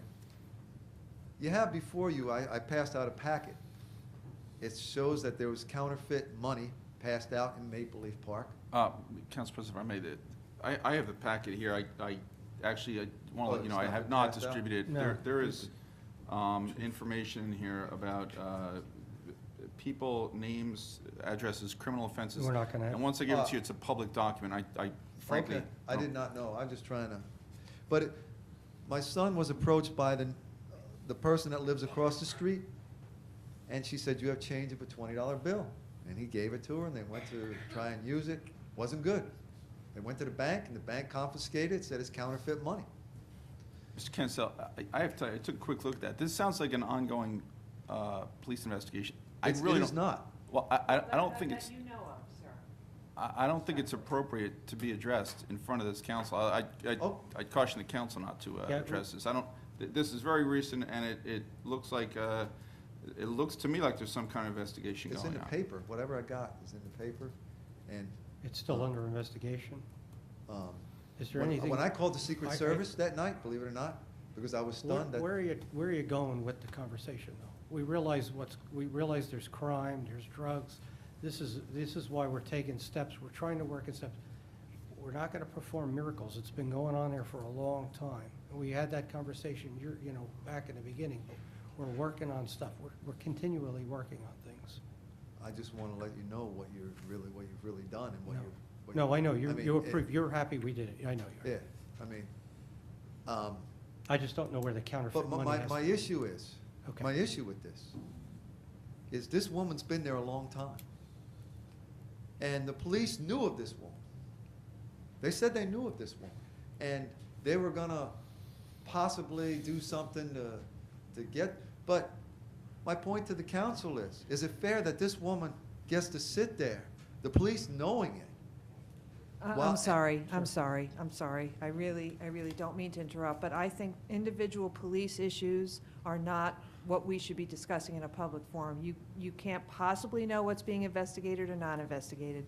That's why we have a police department. If you want to lodge a complaint, call the police. I'm not lodging a But the complaint. process from there is not a public dialogue. They're individual investigations, ongoing investigations. Are not things that we're going to have a back and forth about. It's not possible. It's not None of us on the council appropriate. would be able to comment Mr. on it. Cancel, I'll tell you, law enforcement matters are up to the discretion of the police chief and the police officers. That is not something that the council can or will direct the police to do or not to do. That is within. So in their- other words, the chief runs, there's no, The in other words, chief- the policy chief is driven by the chief. On individual incidents, absolutely. It is within the discretion of the chief.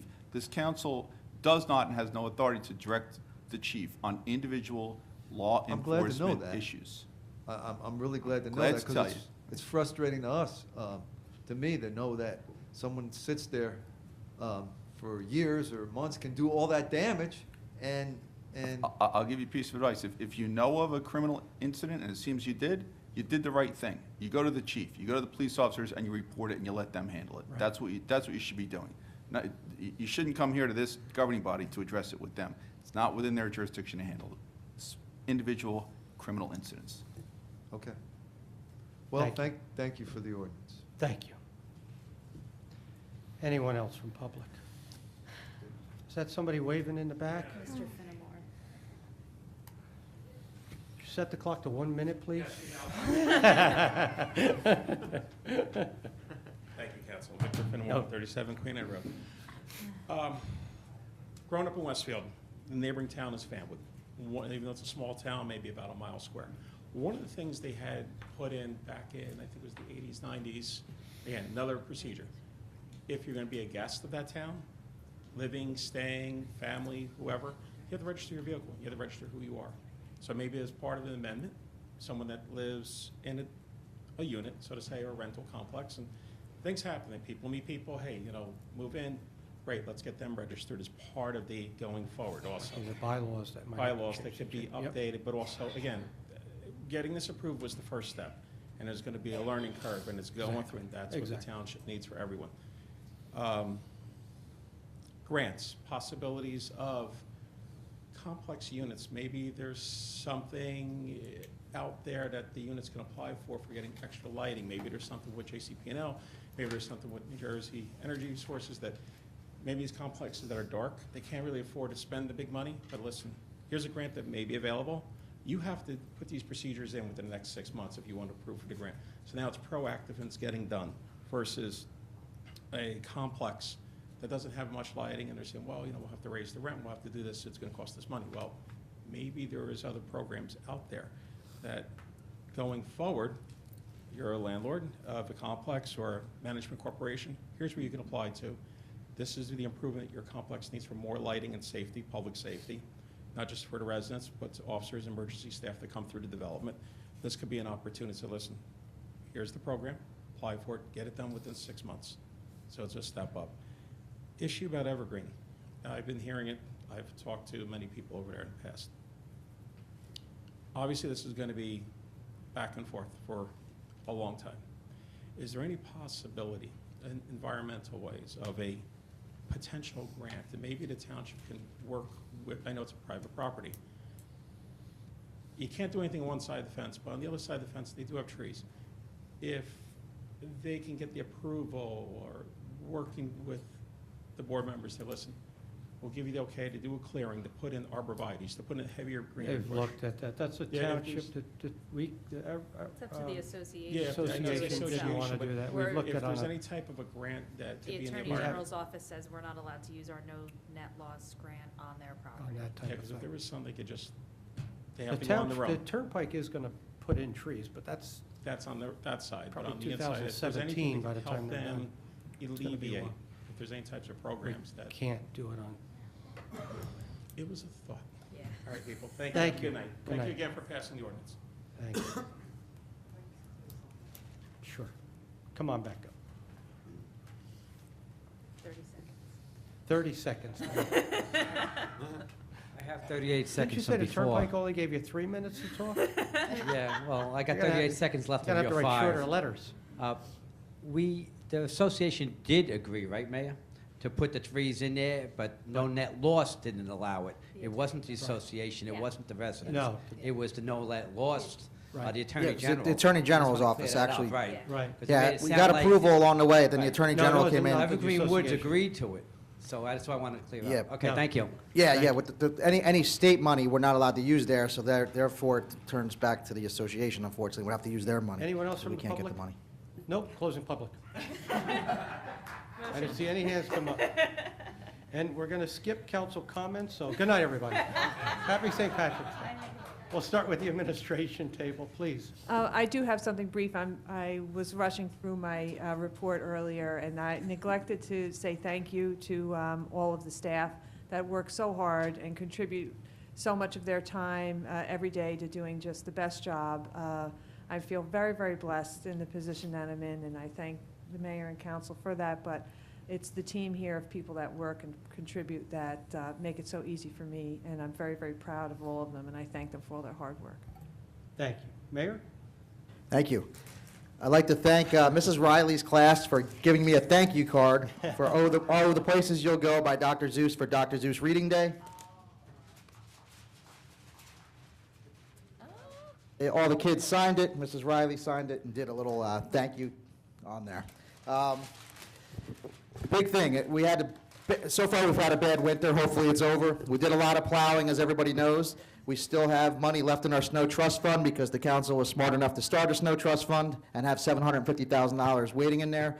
I know we heard about some other towns in Ocean County that totally ran out of money, and they're actually, doing special emergency taxes on the residents. We weren't in that spot, but what does plows cause? Plows cause potholes. So we are starting our pothole program. Please, everybody out there, Twitter, if you have it, hashtag brick pothole. Put where the pothole is. Our guys will be out there within a day or two to fill that pothole. They get priority. Also, there's a hotline, 732-451-4060, option 1. Let us know where the potholes are. We have 2 crews out there 8 hours a day doing nothing but potholes until every single pothole is filled. on our town roads. County roads, we will notify the county for you. We're not going to just say, oh, that's a county road, go tell them. We're going to tell them for you. We don't have control over the county. State, as we all know with the Evergreen Woods situation, we don't have control over the state. If there's potholes on the state roads, we will tell the state for you to take that extra step. We don't have the ability to fill them, but our town, hashtag brick pothole, and 732-451-4060, option 1. 8 hours a day, 2 crews until they're all gone. Municipal court collections.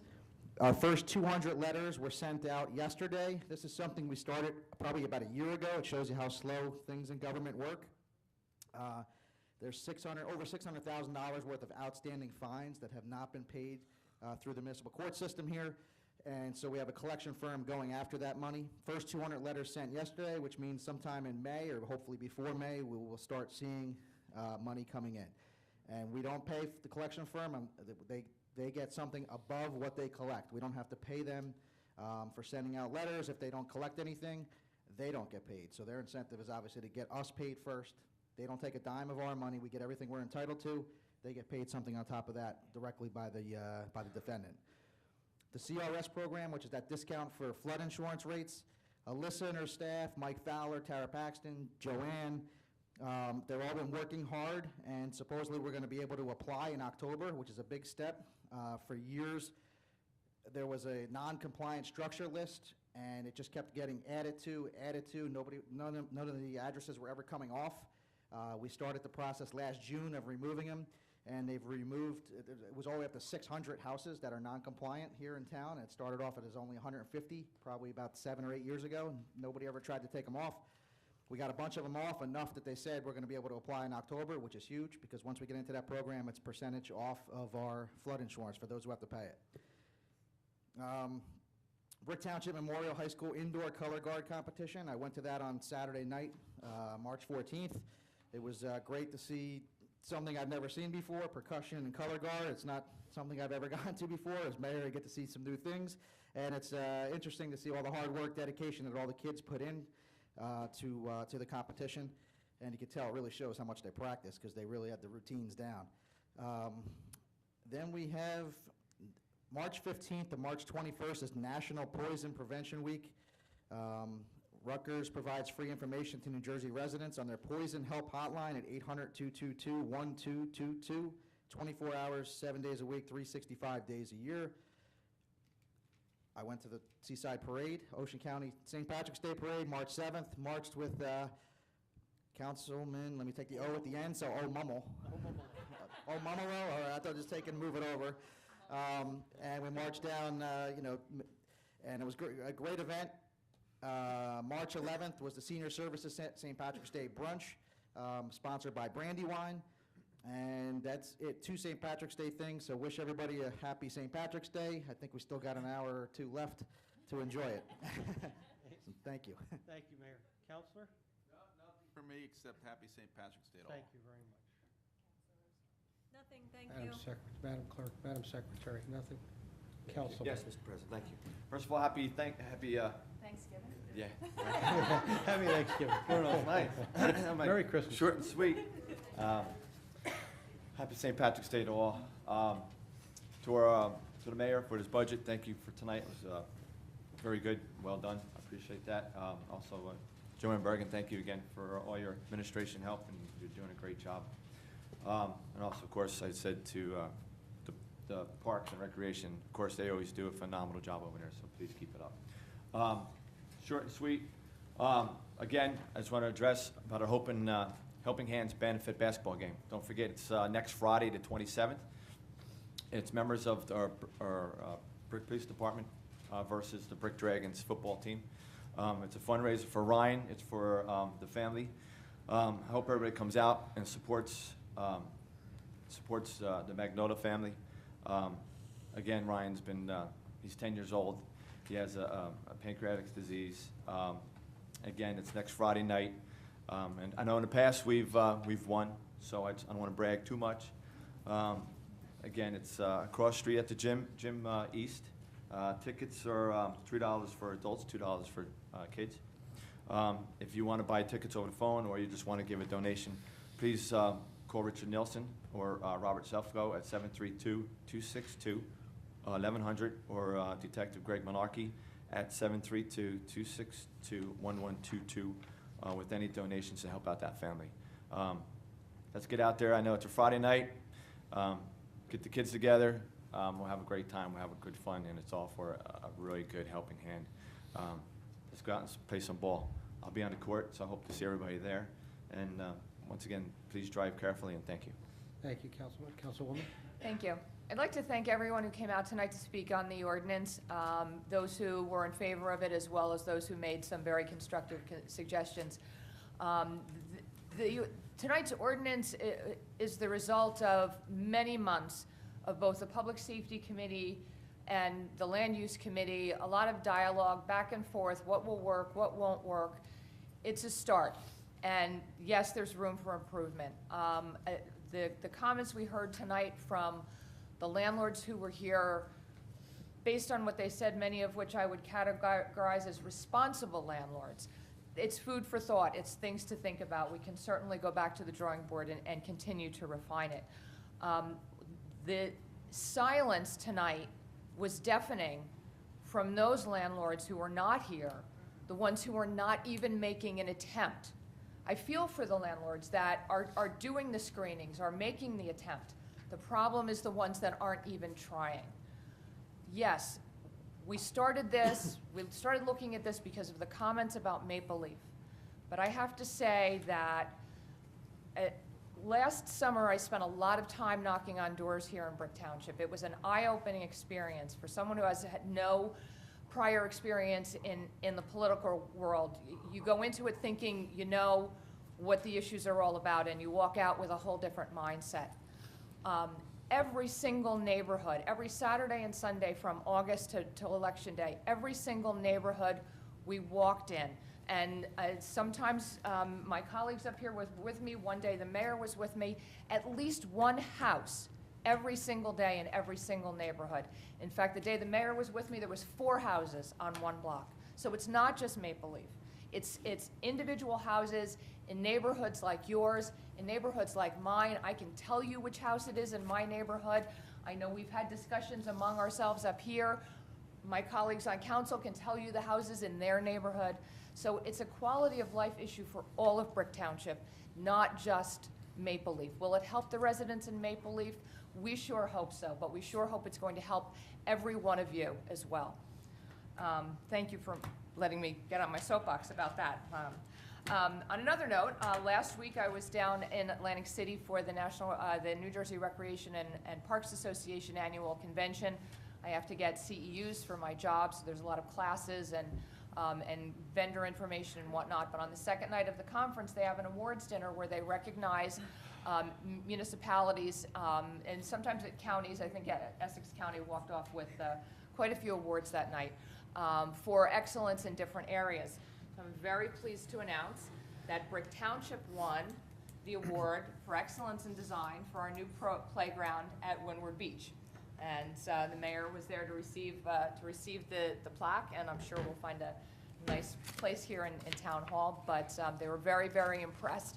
Afterwards, one of the people on the selection committee came up to me and said, we had the best day at your playground. Of all the playgrounds we went around and visited, we had the best day in Brick Township. So that comment was as nice as the award. On Friday night, I had the opportunity to go to a small bookstore in Manasquan called Booktown. I had read, thanks to the Patch, I had read an article about one of our residents, Lisa Began-Kruzman, who just published a new book. And I thought I would mention it because it's about a New Jersey resident, a woman named Harriet White Fisher, who in 1909 got in a car with her maid, her butler, a mechanic, 2 dogs and a monkey, and drove around the world. Now, it would be a difficult feat in today's day and age, but in 1909, what she had to do, the planning that went in, going from place to place and ordering their oil and gasoline, et cetera, all along the way. I was really, really quite interesting and inspiring. And the fact that she was from Trenton, New Jersey, I thought it was worth mentioning. So I haven't started, I actually just started the first chapter, but it was a very nice evening. Ms. Began Kruzman talked a lot about the research that she did and the kind of character that Harriet was. So I'd encourage anybody that's interested to pick up a copy. And finally, I would like to close, wish everyone a happy St. Patrick's Day. You wouldn't know it from my married name, which is Croatian, nor my maiden name, which has a vowel at the end of it. But there is a lot of Irish on my mother's side of the family. Her mother was first generation in this country, born to Irish immigrants. So St. Patrick's Day was always a big deal in my house, and kind of she passed it on to me and my kids. So I would like to leave you with this Irish blessing. May love and laughter light your days and warm your hearts and home. May good and faithful friends be yours wherever you may roam. May peace and plenty bless your world with joy that long endures. May all life's passing seasons bring the best to you and yours. Safe home, everyone. Thank you. Thank you, Councilwoman. When you read the book, let me know if the monkey drove at all. Curious on that. Councilwoman. Thank you.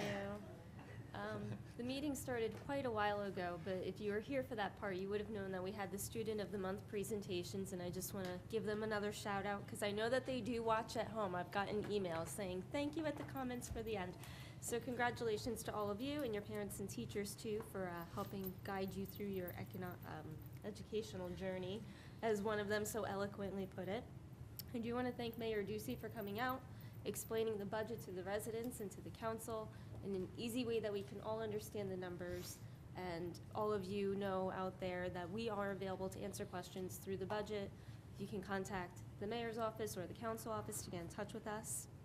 And for Dan Santinello and Joanne Bergen, again, for making it easy for us to understand what every department does and the transparency of where your tax dollars go and how they're being spent.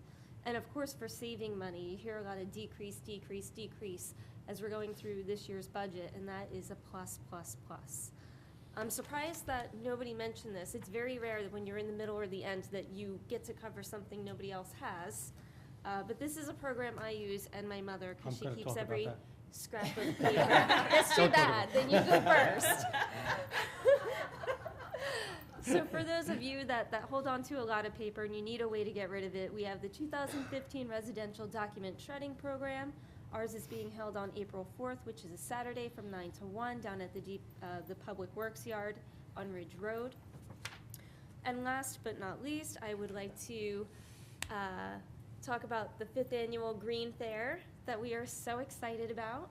Our mayor will be there about noon to give a great presentation about the things that we've been doing in our township.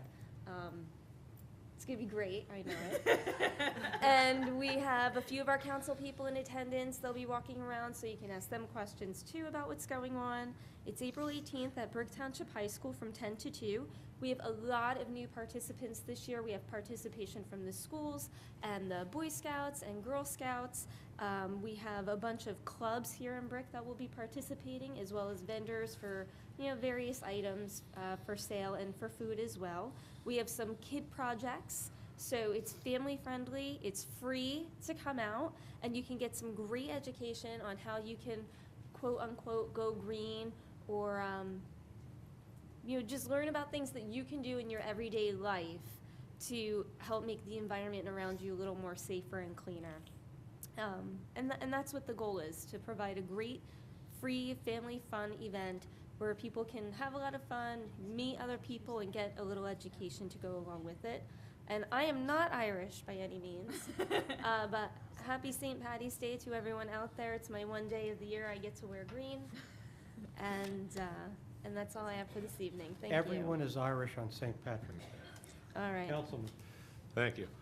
I just want to mention again, I mentioned this 2 weeks ago, we have a new program. It's the collection of rigid plastics.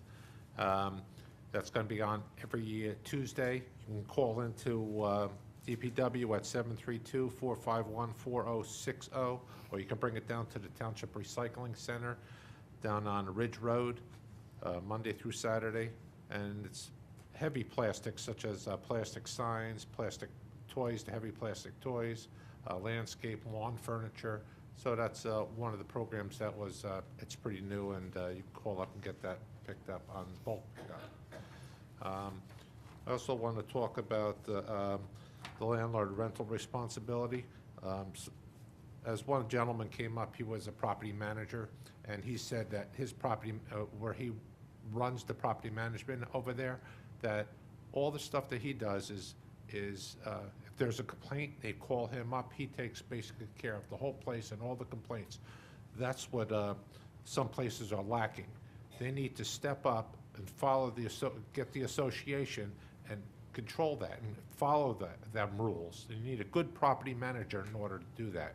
And that should be really covered, and that would help out tremendously at Maple Leaf if that occurred. And just recently, a lot of people landlords were coming down and doing certificate of occupancy because they didn't have it before, so they're applying. So more people started putting their renters in there, and when they rent, they fill out an application. On an application, it states how many people live in that apartment. It lists how many people are there and their names. So it's very easy to find that out and to see if somebody else moved in. That's the landlord's responsibility. He should know how many people is living in his place. I just want to bring up an article that was in the Asbury Park Press. The young man that covered it before was a tenant-based rental assistance program. There are 1,400 tenant-based rental assistance vouchers, which will total $32 million. Applicants must apply as low to moderate income, which means their household income must be at or below 80% of the area median income in their county, such as Monmouth and Ocean counties. The program's income lists $48,000 for a single person, $55,000 for 2 people in a family, $62,000 for 3, and $69,000 for 4. Applicants also not be receiving any type of housing subsidy. So if you're getting something, don't apply. And when you apply for the program, and here's the application period closes on April 6, 2015. The Department of Community Affairs, which is administering the TBRA program, will use a lottery method to select from the pool of applicants. So if you apply, you're still going to be in a pool, and you might not get it anyway. There is a website. I emailed this to the council secretary. She has it, or you can email me at councilmanfosman@AOL.com, and I will give you that email address. And I'd just like to thank the mayor for fighting for Route 70 when we had that and the extra bill came in. He went down there and fought for us and get the money back. I thank you for that. That was very good. And one more thing. Mariana Poncinero, my thoughts and prayers are with Mariana and Poncinero and her family, and her baby niece Dominica has passed, and may she rest in peace. Thanks. Good. Vice President? Yes. You've noticed tonight we've had our green St. Patrick's Day mugs. I'd like to thank our council secretary, Jen Hartman. She did a very awesome job of having us feel festive. Somehow this year, we have had council meetings on Fat Tuesday, St. Patrick's Day, and in May, Cinco de Mayo. No idea who does the scheduling for council meetings, but somehow that happened this year. I'd like to thank the residents and the attorneys and the landlords that did come out and give their thoughts on the landlord ordinance. It is something necessary that is for our town, and I agree wholeheartedly with what Councilwoman Zapsik said. We've been working on this since, I believe, for 6 months now. It's been in the papers. We welcome feedback from the residents. If you want to have 2 cents, please come and see us. Please, we welcome the mayor. I know the business administrator, the council. We will meet with whomever would like to be met with to discuss these issues. That's what we are here for. So please don't feel that you have to wait till the last minute and see the ordinance in effect. Please come to us beforehand so we can start addressing things before the issues progress and we have actual ordinances and legislation. With that being said, I want to wish our business administrator a very happy one-year anniversary. It is her, she's been working for the township 1 year, and I believe it is the best decision that Mayor Ducey has made in his administration. So with that, happy St. Patrick's Day, everybody. Thank you, Vice President. First off, I'd like to thank our business administrator, the mayor, and Dan Santinello for their budget presentations. Thank you. I did tell Dan, though, he was supposed to do a 15 or 30-second Irish jig before he started. He didn't do it. So, I don't know. You were going to Irish that. Thank all the students of the months for coming out. Thank everybody for coming out on the holiday. We appreciate everybody's comments on the ordinance. It's a great start, like Vice President said, and all the council people. We're looking to improve the community. I'm a landlord. I've rental properties for 28 years. I'm for this type of thing. It's important for the town. Happy St. Patrick's Day to everyone. The next meeting is April 7th at 7 p.m. I'd like to adjourn the meeting. Motion. Motion, second. All in favor? Aye.